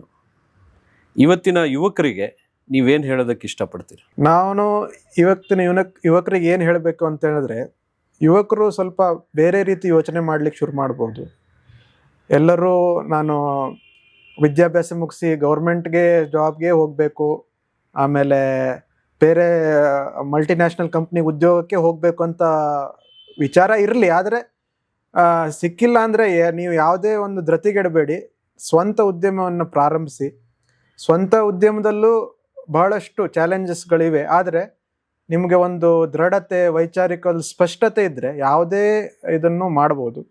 ಈಗಿನ ಕಾಲದಲ್ಲಿ ನಮಗೆ ಎಲ್ಲ ಅವಕಾಶ ಇದೆ. ನಮ್ಮ ಜನ್ರೇಷನ್, ನಮ್ಮ ಹಿಂದಿನ ಜನ್ರೇಷನ್ ಅವ್ರಿಗೆ ಅವಶ್ಯಕತೆ ಇತ್ತು, ಯಾಕಂದರೆ ಮಾಡಲೇಬೇಕಿತ್ತು ಜಾಬು, ಆ ಥರ ನಮ್ಮದು ಹಣಕಾಸಿನ ವ್ಯವಸ್ಥೆ ಇತ್ತು. ಇವಾಗ ಸರ್ಕಾರಗಳು ಕೂಡ ಅತ್ಯಂತ ಬೇರೆ ಬೇರೆ ಸ್ಟಾರ್ಟಪ್ಸ್ಗಳಿಗೆ, ನವೋದ್ಯಮಗಳಿಗೆ ಬೇಕಾದಷ್ಟು ಸ್ಟಾರ್ಟಪ್ ಇಂಡಿಯಾ ಗ್ರ್ಯಾಂಟ್ ಇದೆ. ಕರ್ನಾಟಕದಲ್ಲಿ ಸ್ಟಾರ್ಟಪ್ ಕರ್ನಾಟಕ ಇದೆ. ಅವರು ಎಲಿವೇಟ್ 100 ಅಂತ 100 ಉತ್ತಮವಾದಂಥ ನವೋದ್ಯಮಗಳಿಗೆ ಇದು ಕೊಡ್ತಾ ಇದ್ದಾರೆ, ಹಣ ವ್ಯವಸ್ಥೆ ಮಾಡ್ತಾ ಇದ್ದಾರೆ. ಆಮೇಲೆ ಎಷ್ಟೊಂದು ಸ್ಕೀಮ್ಗಳಿವೆ, ಆದರೆ ನಾವು ಅಲ್ಲಿ ಹೋಗ್ತಾ ಇಲ್ಲ, ಏನೋ ಅಂತ ತಿಳಿತಾ ಇದ್ದೀವಿ, ಅದೆಲ್ಲ ಉದ್ಯಮ ಎಲ್ಲ ನಾವೆಲ್ಲಿ ನಡೆಸ್ಲಿಕ್ಕಾಗತ್ತೆ. ಆದರೆ ಎಷ್ಟೋ ಜನ ಉದ್ಯಮಿಗಳು ಈಗ ಶುರು ಮಾಡಿದ್ದಾರೆ ಬೇರೆ ಬೇರೆ ಕ್ಷೇತ್ರದಲ್ಲಿ. ಸೊ ಯುವಕರು ಯಾರು ಮತ್ತು ಯುವತಿಯರೇ ಧೃತಿಗೆಡಬೇಡಿ, ಒಂದು ಉತ್ತಮವಾದಂಥ ಒಂದು ಅವಕಾಶ ಇದೆ. ಭಾರತ ಬೆಳೀತಾ ಇದೆ, ನಮ್ಮ ಜನಸಂಖ್ಯೆನೇ ನಮಗೆ ಬಲ. ಯಾವುದೇ ಪ್ರಾಡಕ್ಟ್ಸ್ ಮಾಡಿದ್ರೆ ಅದರಲ್ಲಿ ನಾವೀನ್ಯತೆ ಇದ್ರೆ, ಬೇರೆಯದ್ರಿಂದ ಡಿಫ್ರೆಂಟ್ ಇದ್ದೆ, ನಿಜವಾಗ್ಲೂ ಅದಕ್ಕೆ ಒಂದು ಇದಿದೆ. ಈಗ ನೀವೆಲ್ಲ ಊರಿಂದ ಬಂದು, ಹಳ್ಳಿಯಿಂದ ಬಂದು ಬೆಂಗಳೂರಿಗೆ ಬಂದು ಇಲ್ಲೆಲ್ಲ ಶುರು ಮಾಡಿದ್ರಿ, ಉದ್ಯಮವನ್ನು ಪ್ರಾರಂಭಿಸಿದ್ರಿ. ಇವತ್ತಿನ ವ್ಯವಸ್ಥೆಯಲ್ಲಿ ಯಾರಾದರೂ ಊರಲ್ಲೇ ಇದ್ದುಕೊಂಡು ಈ ರೀತಿಯ ಒಂದು ಸ್ಟಾರ್ಟಪ್ ಮಾಡಬೇಕು ಅಂದರೆ ಬಹುಶಃ ಅವ್ರಿಗೂ ಕೂಡ ಒಳ್ಳೆ ಅನುಕೂಲತೆ ಇದೆ ಅಂತ ನಾನು ನಿಜವಾಗ್ಲೂ ಇದೆ.